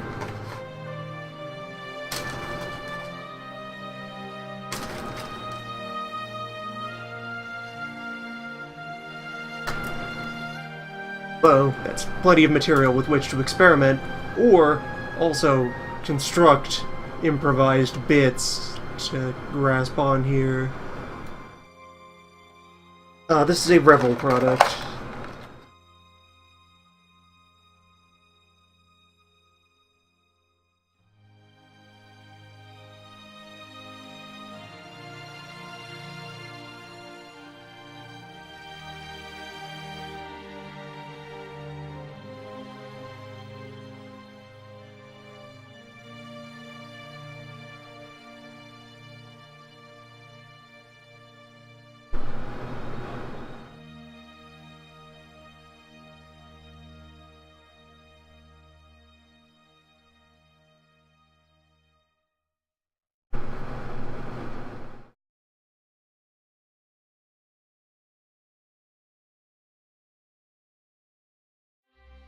Hose.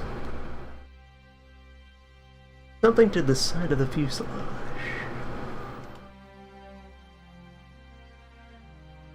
Or would I rather crack the side of the hull or use that for more bullet hole?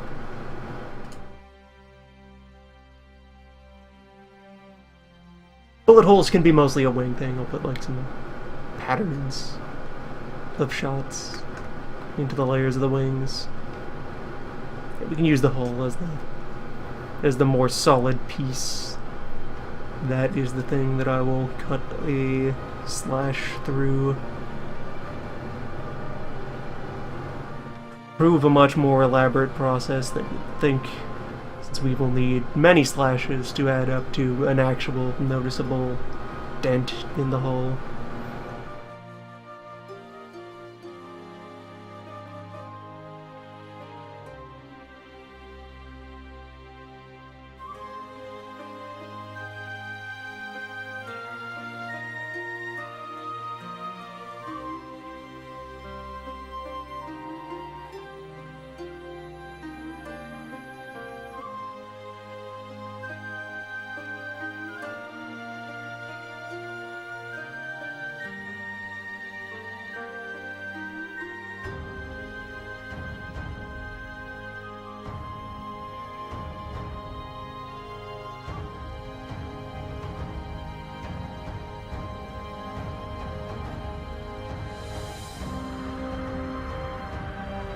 Yeah, aside from a rebuild of the main tower down there. This whole expedition is probably the part of my current content generation setup that has the most room for upgrade and investment. But I'm planning to replace that camera with something more good, get it on some kind of arms that I can position it around freely and look at stuff in detail. There's always room for more tools, more materials.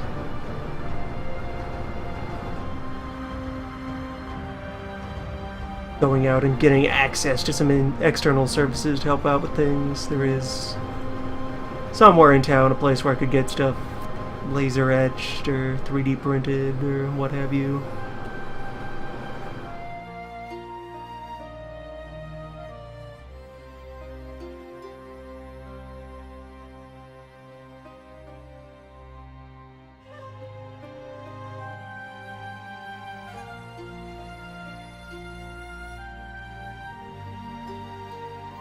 And eventually getting more kits to serve as a foundation, but at the moment I actually stocked up quite thoroughly on kits. There's a wide selection from which to be voted by those.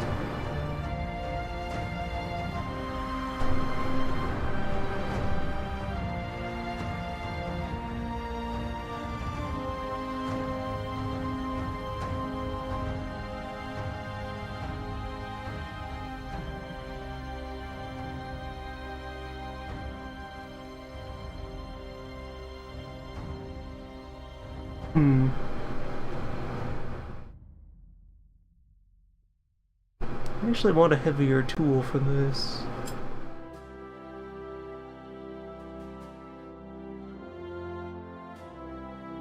That'll put more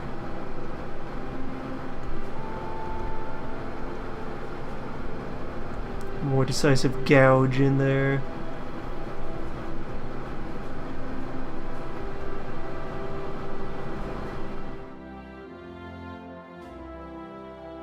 There we go. Getting more done for strike and more quickly then converging on actually progressing to the material. This is much better.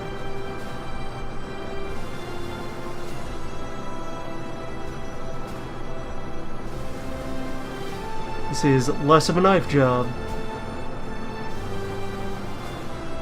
more of a grind.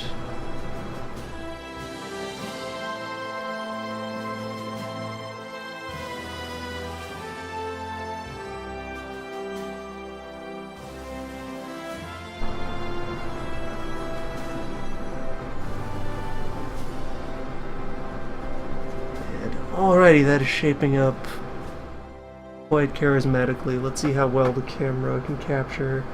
Yeah, there we go. That's pretty visible, where I can keep intensifying that and kind of work it out into some kind of like glancing blow or something, say hit hereabouts at an angle and just tore down the length of it. It comes time to paint that. We can like have a bunch of burning and scoring around one end of it.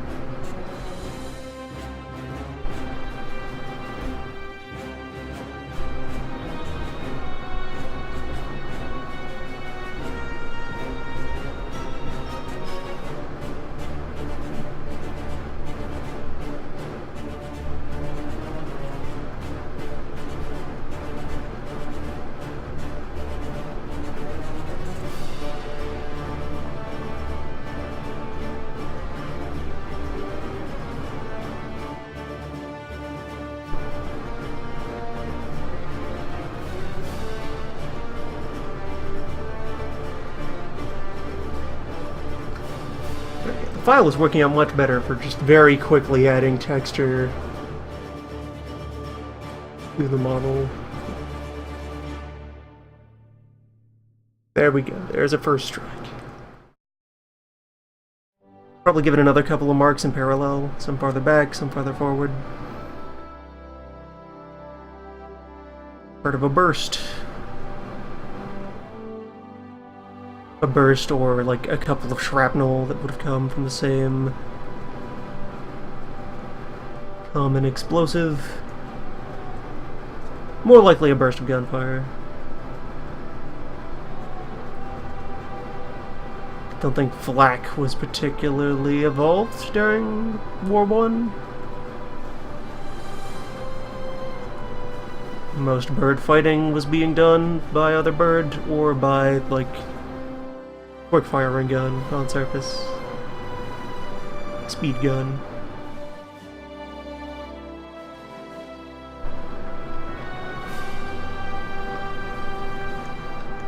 Cannons were busy doing ground foot.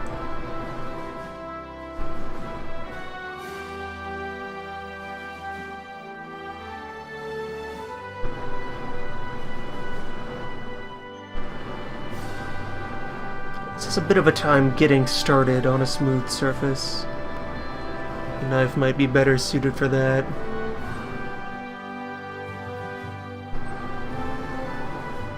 Yeah, the very first layers of air combat consisted of having a member of the crew of the plane carry a gun, before they eventually worked out the timing mechanisms for having weaponry on the plane under the pilot's control, and reasonably targetable without having the plane tear itself to pieces.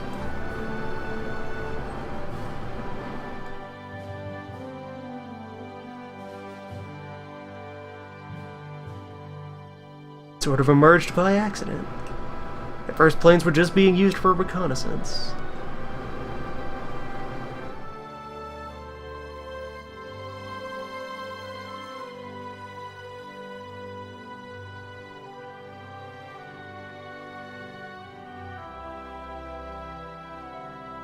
One day, someone brought a gun. And when they got close enough to a hostile aircraft, tried to give them what for.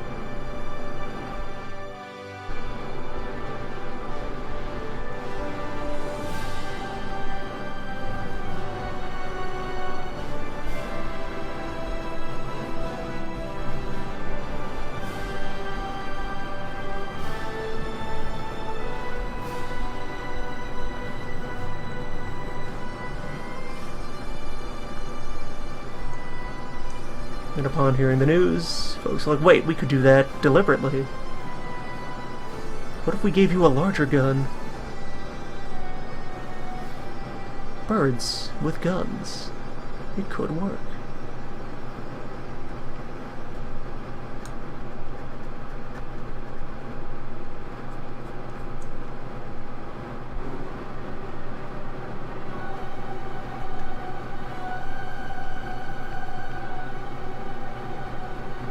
So now I have a second gouge to go with that first one. Starting to form up. Let's see, camera, do you want to cooperate with documenting these? Alright, that's kind of barely showing up. Come on, focus. Focus. Maybe with some differential lighting here. Alright, yeah, that kind of makes them stand out a bit. There. Almost. What are angles? I don't know.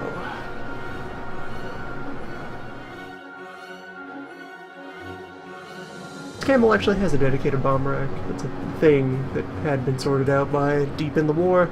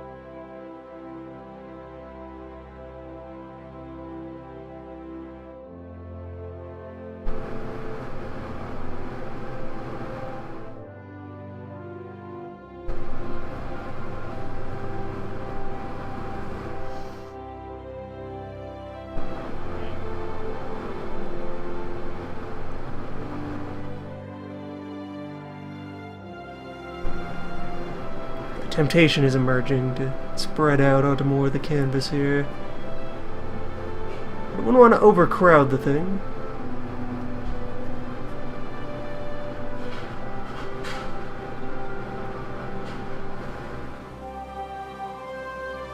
Don't want to get too visually busy.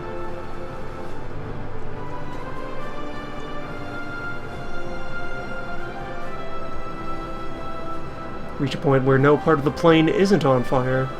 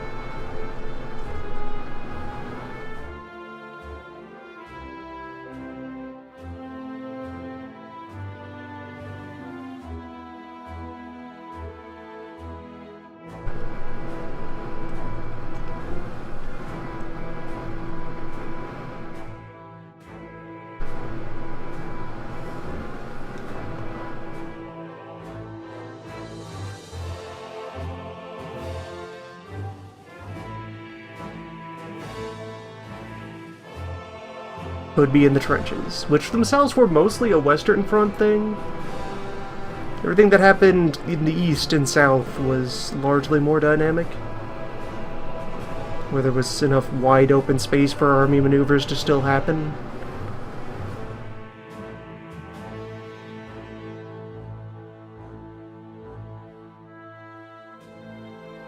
Or like in the fighting that occurred throughout the Middle East, where there was a whole lot of guerrilla warfare, and all the attendant shenanigans there.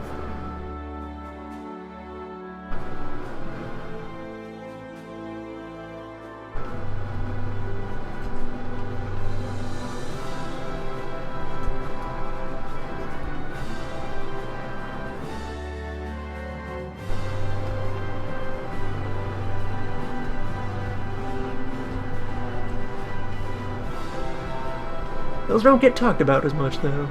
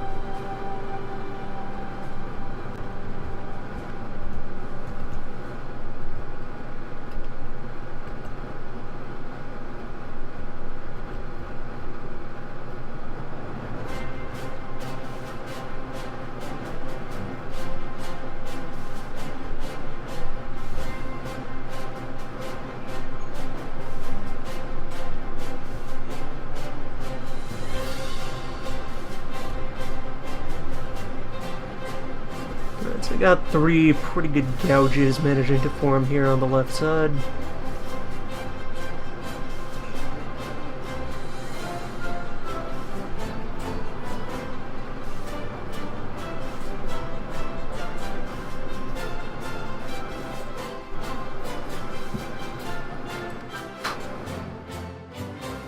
Now, how well will the camera manage to capture their existence as I go in for the close view? Alright, there we go. If I get the lighting just right to highlight, there we go. There's your slashes. There's your something going wrong. We'll probably extend this bottom one out to run like off the edge of the fuselage, and then drag the high one out farther as well. And yeah, those 3 will form like the basis of how this side has been going up.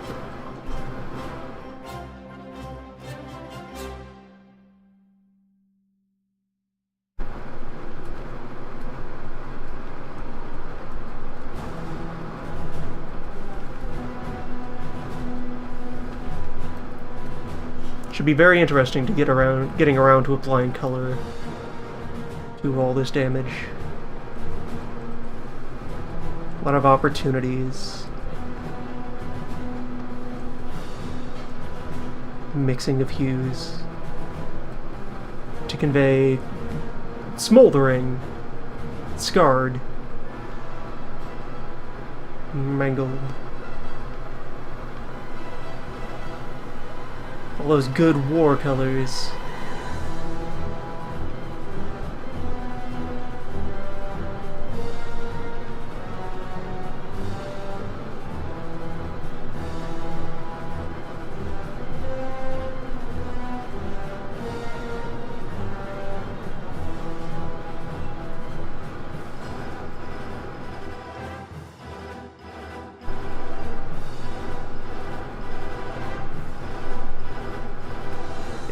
Yeah, it looks pretty nice how all the file marks are shaping up. We can probably do something with that.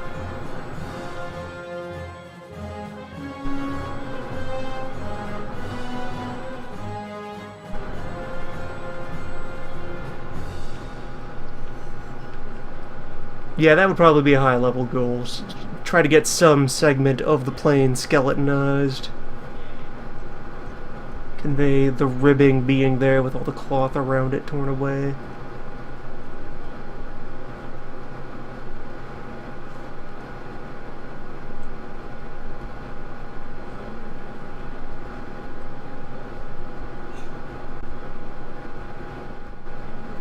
Possibly do that with the wing damage. Maybe do that to one of my fins.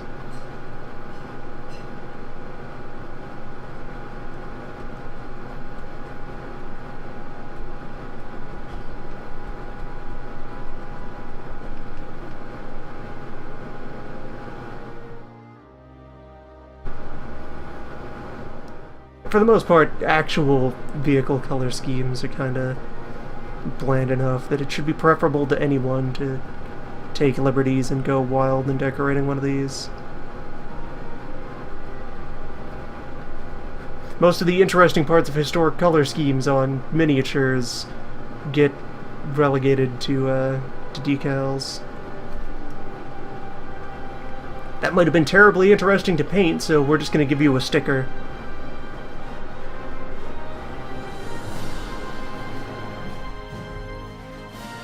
Save you the trouble.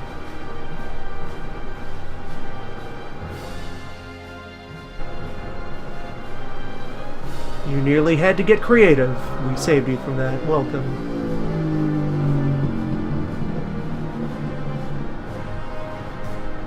It's a good season for neighbors.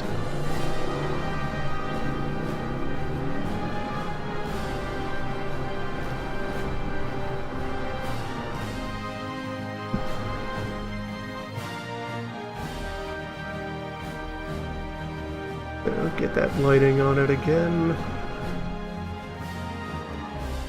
Rediscover that angle that properly highlighted. At this point, I'm just starting to mangle enough of it that it's all homogenizing. Yeah, I've managed to draw those out a bit more. Run deeper and longer. It's mostly the lower forward scar that's having the most trouble drawing out. It looks like I managed to extend that a bit forward instead.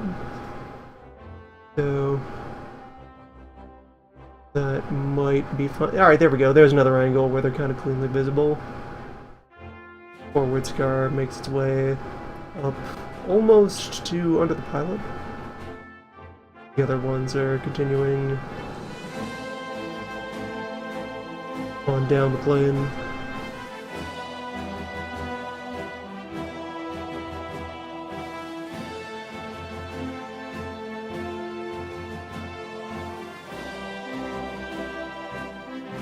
Play off of that for a moment.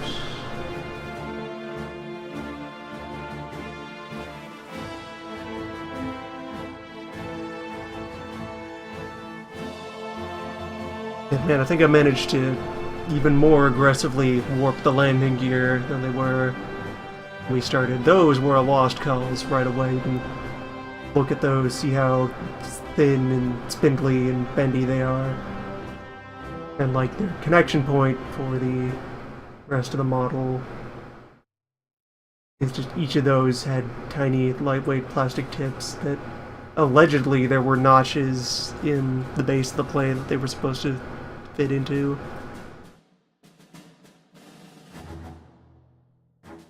Somewhere, so they say.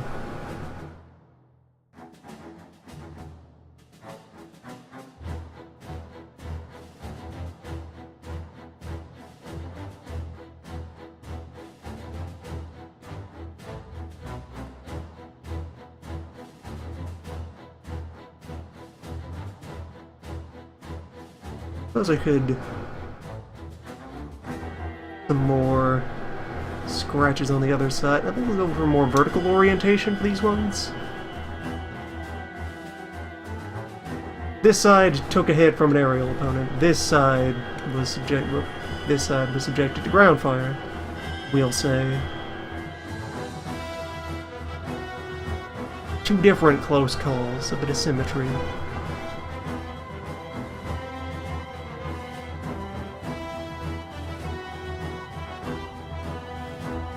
I could also have that bleed into, say, putting a bunch of bullet holes in the right wing. A bunch of shots went up through wing, and then some managed to skip along the edge. Yeah, that's what we'll go with. Some kind of burst managed to rake its way across there, or other series of fire.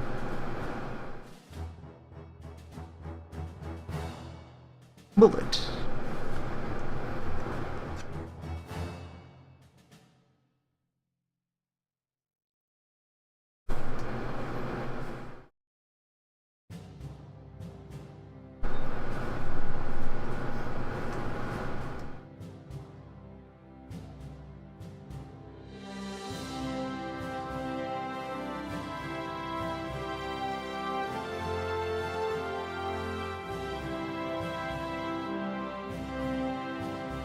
Lore is a valuable tool.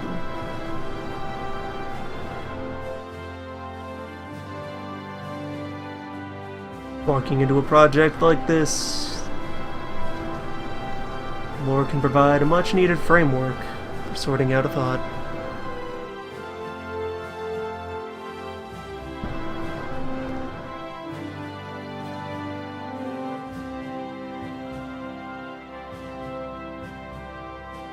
Sure, if I have a hacksaw. That sounds like it would be excessive.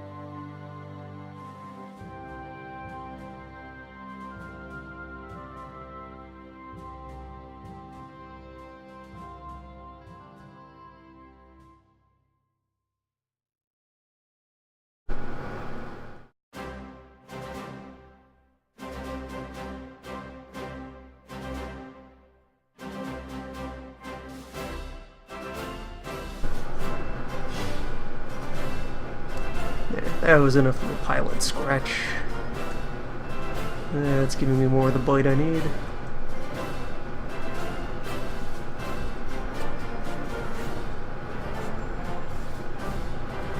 These ones are going to be much shorter.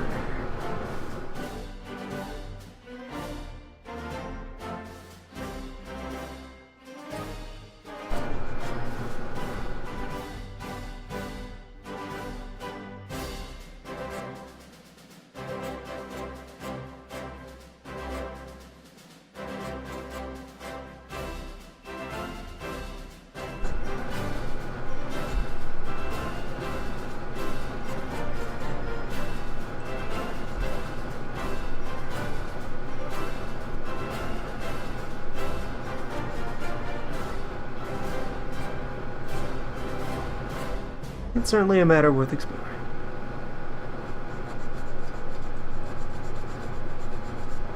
Either within the context of continuing to work on this one, or other future projects, since there will be more build to do.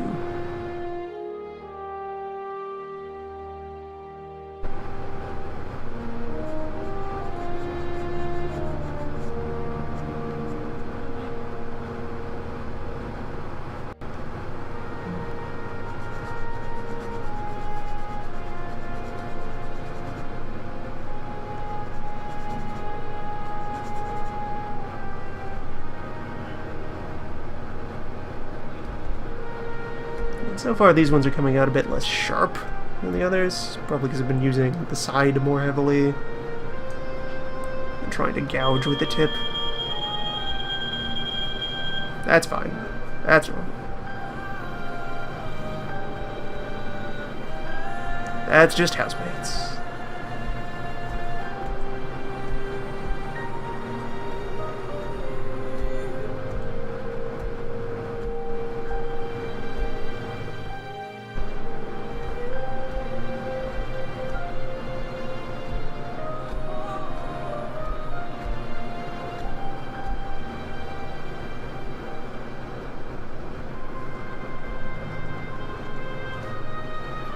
That is the noise that means it's time to clean the oven. The stove is clogged.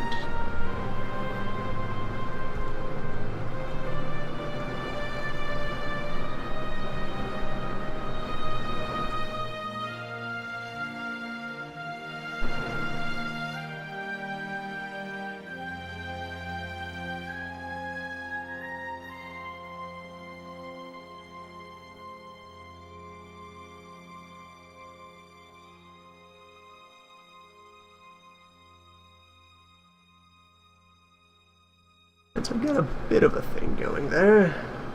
The lights want to cooperate.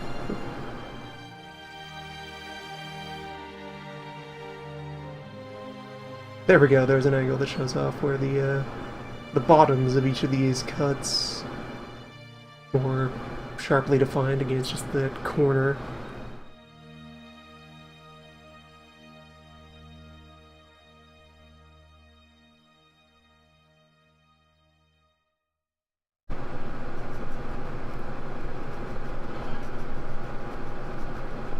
Just have to be sure that they develop a bit of a directionality, and that they all either like line up with each other or maybe have like a bit of a radial effect going on from a common point.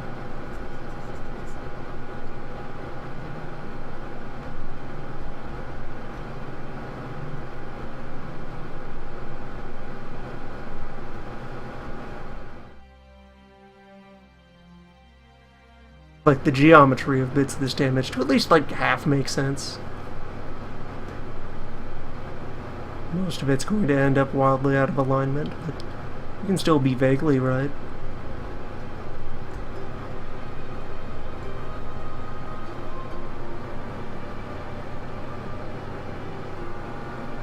How tight would the groupings even be on fire from one World War era machine gun on something moving at camel speed? Which, even while slow for birds, is still reasonably quick. All bird speeds are pretty up there.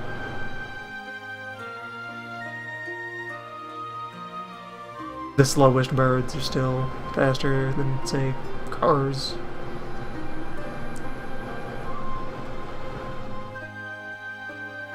Like, Zeppelins, infamous for being terribly slow aircraft, move at road vehicle highway speed. Or so. Under good conditions. Something like that.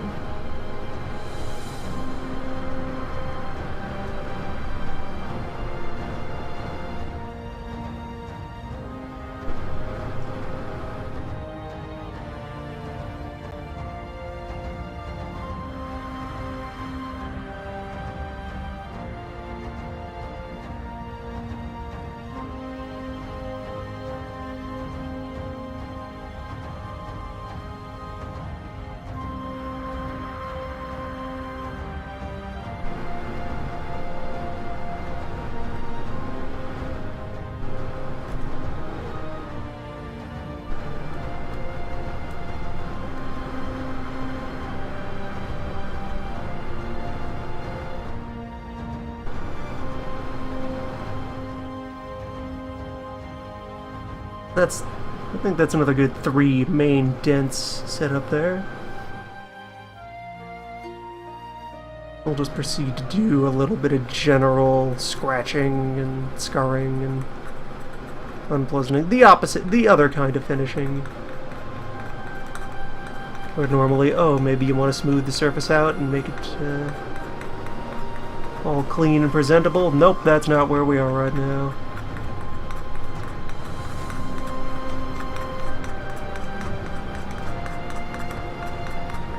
It is time for texture.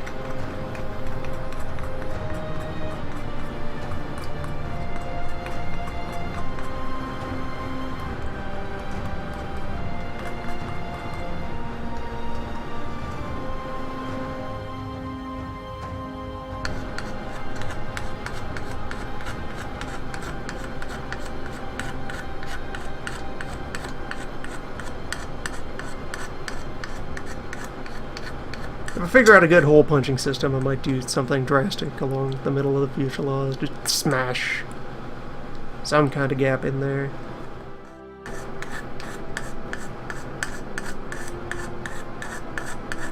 For now, I'll just assure that it has been reasonably chewed.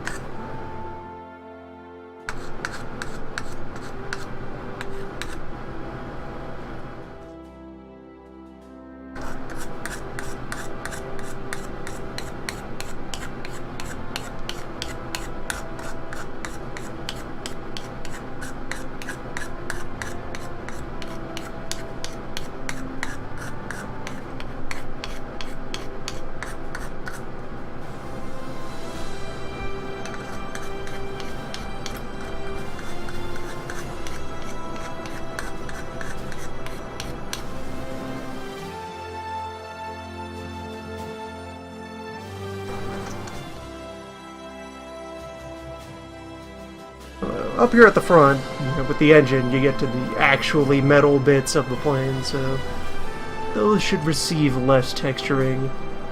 Any damage that I do to those should be pretty discreet and localized. There'd be less bleed over. Whereas the hope with all the damage to the cloth bits is to be able to convey a lot of tearing and shredding.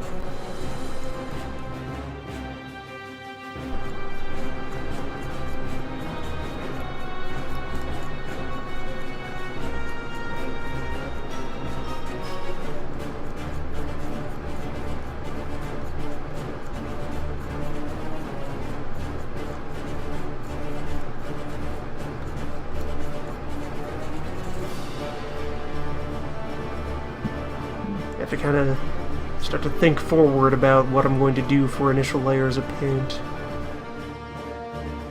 Then also, furthermore, like whatever base goes onto this would serve to smooth out a lot of things, and probably I'd want to then like scrape a lot of that base coat off anyway via sanding and filing.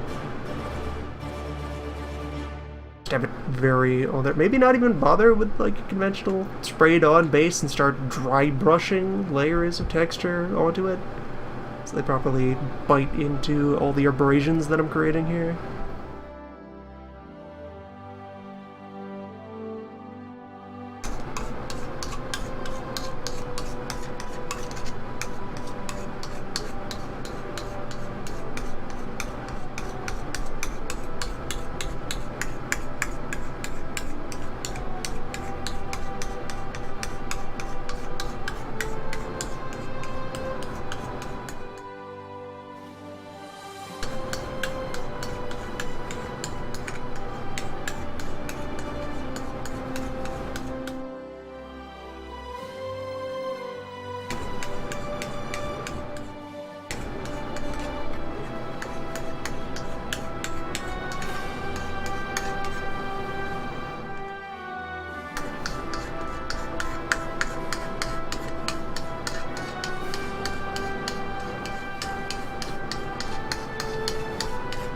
I'm not good at painting either. Endeavors like this are, they're the learning process. The creativity.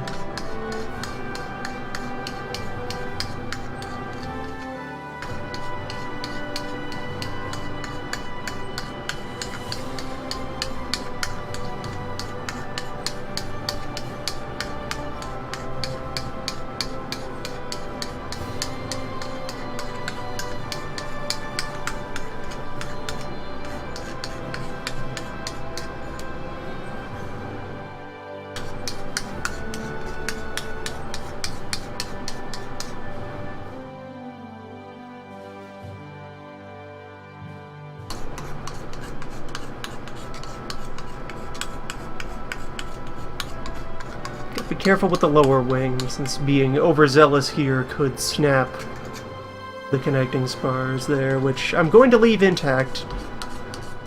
I am not quite at the point of doing something so drastic as, like, taking a full quarter of the wings off.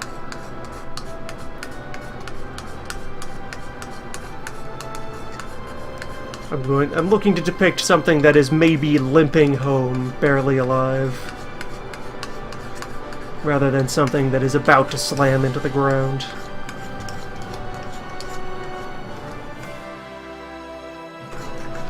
Still flying most of a plane.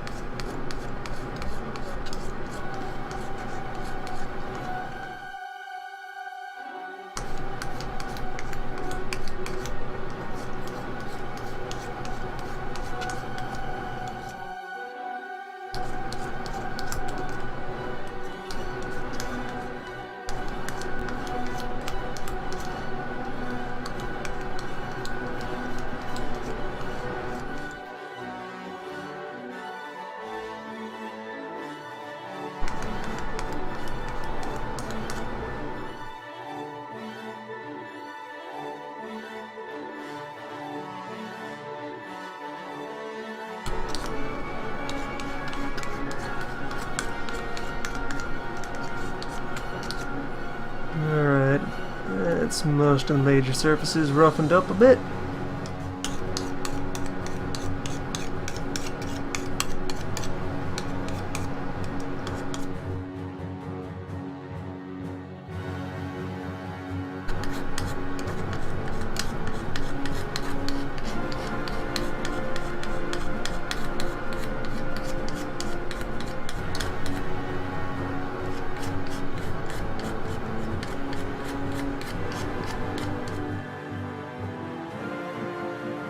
Leaving the underside smooth, I suppose, since that's their... They are slightly concave, so that'd be a little inconvenient to try and run the file over too aggressively, whereas if you look at the... I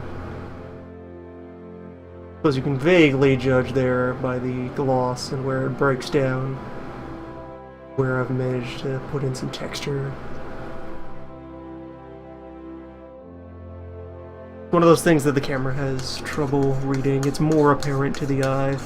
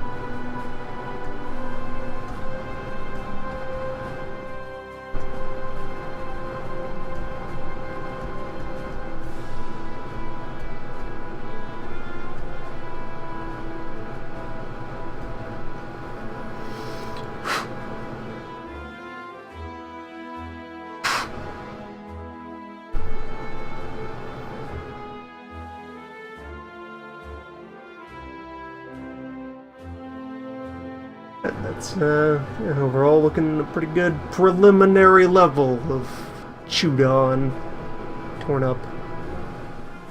I might cut one of the wheels off of the landing gear. That's a level of damage I'd consider for, alright, we'll have to improvise. Maybe take the gear off entirely.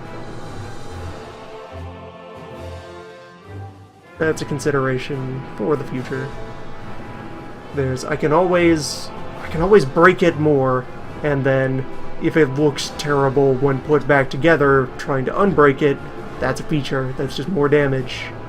It's free damage. Damage boost. Strats. For physical miniature.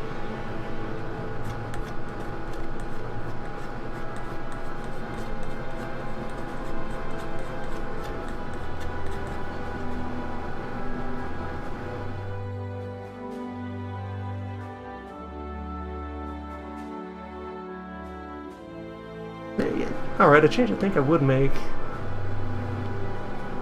Try to go in there and remove some of the little bomblets there from this rack.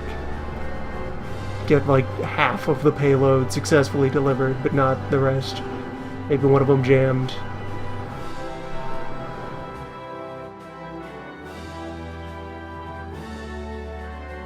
Little advanced project. And yeah, we'll finish abrasing these starters.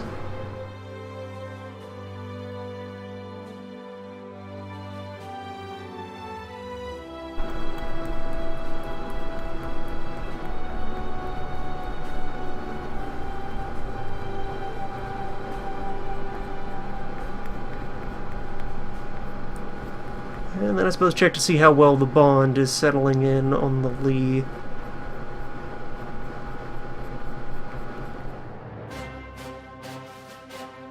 Since otherwise, that brings itself to a pretty good point to wind down the session, having accomplished the key points of things that I wanted to get done, and collected a healthy laundry list of to-do for next week. Supplies to collect and solutions to work out.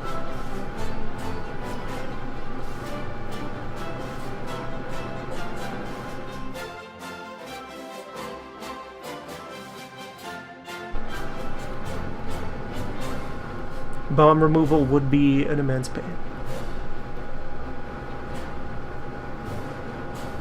It would be quite firmly the hard mode.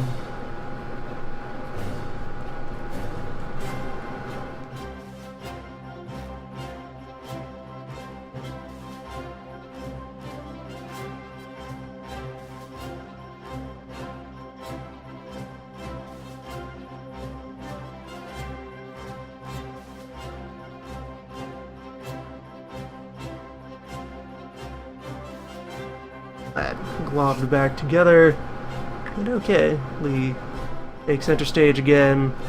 I'm just gonna lift you by the hood. And of course, the tape is still there, so that might be misleading. At the very least, I'm gonna give a little bit of a nudge sidewise, front. Might be a bit of wiggle at the back. For the most part, it seems to be firmly in there. Again, this is garbage tape, so side benefit of it being bad at being tape is it's not doing too much to interfere with testing the strength of the cement. How well the parts have settled together, and it looks like they're up to a good start. It's still the sort of thing you don't judge until it's had a chance to sit overnight completely, but it gets a lot of the grunt work out of the way relatively quickly as it dries.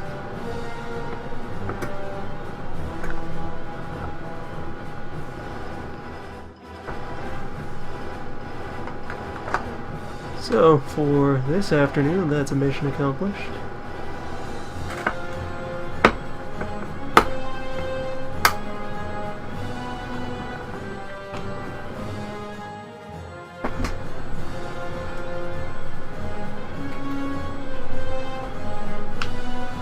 And in case anyone arrived since we did that portion, and also hello. A new light from within the void.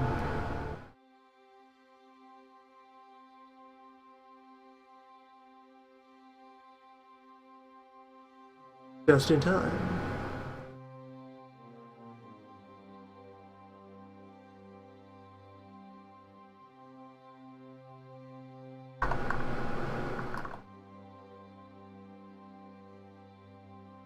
The feature that kept this on hiatus for quite a while.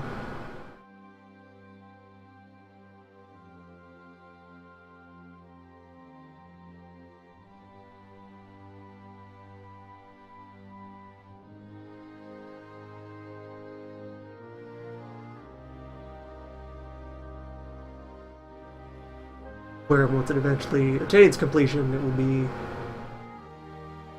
raffled off to somebody from within the pool of folks who've used that URL at that time and place to routinely send support. Projects like this made possible by the numbers that occur over there on that track. So that's a bit of de-rusting and dusting off of the two things I had in progress before I had to put these into seasonal hibernation. And once they themselves are brought closer to completion, then I can carry on with. I got a whole bunch of other ones of these sitting accumulated. There was a summer sale a year ago, the incident wherein, so I got like, yeah, there's the Hornet, the entire US. Yeah, so the camera is inverted. I guess I had it unverted at some point. So there's the 10 Pro, there's USS Hornet, carrier number 12, as it was when it recovered the Apollo module after the moon missions. Got that laying around. I got a Lancaster, specifically a Lancaster as configured for the worst idea that kind of mostly worked, the damn Buster's Raid. The shenanigans that would later inspire such nonsense as, you know, Star Wars. Got one of those waiting to be assembled. And then let's see, to go deeper into the pile, I have kind of the three amigos of more sensible late war armored warfare. I got a Sherman there. Got a T-34-76. And the old armored fighting wagon, number the 4, possessing of gun, the Panzer IV, the Panther. Or wait, no, 5. 5 is Panther, right. Panther, not whatever colloquial name was for the 4th one. But yeah, kind of your trinity of Second World War medium tanks that would go on to define more so the first two than third one, but the ancestors of the main battle tank.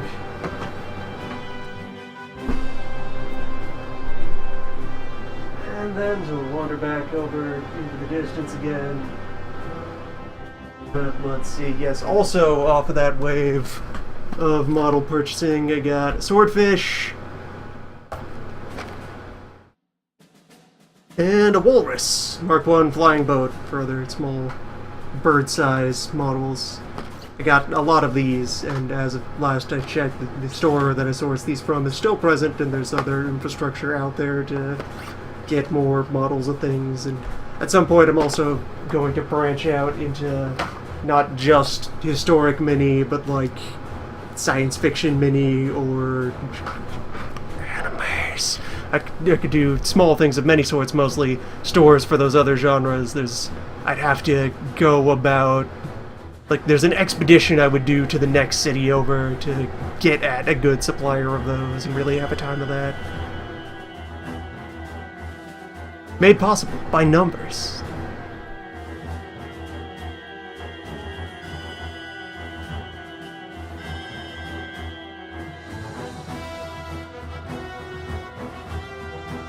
and I will, hopefully, in the process of doing those, be struck by similar muses to do more things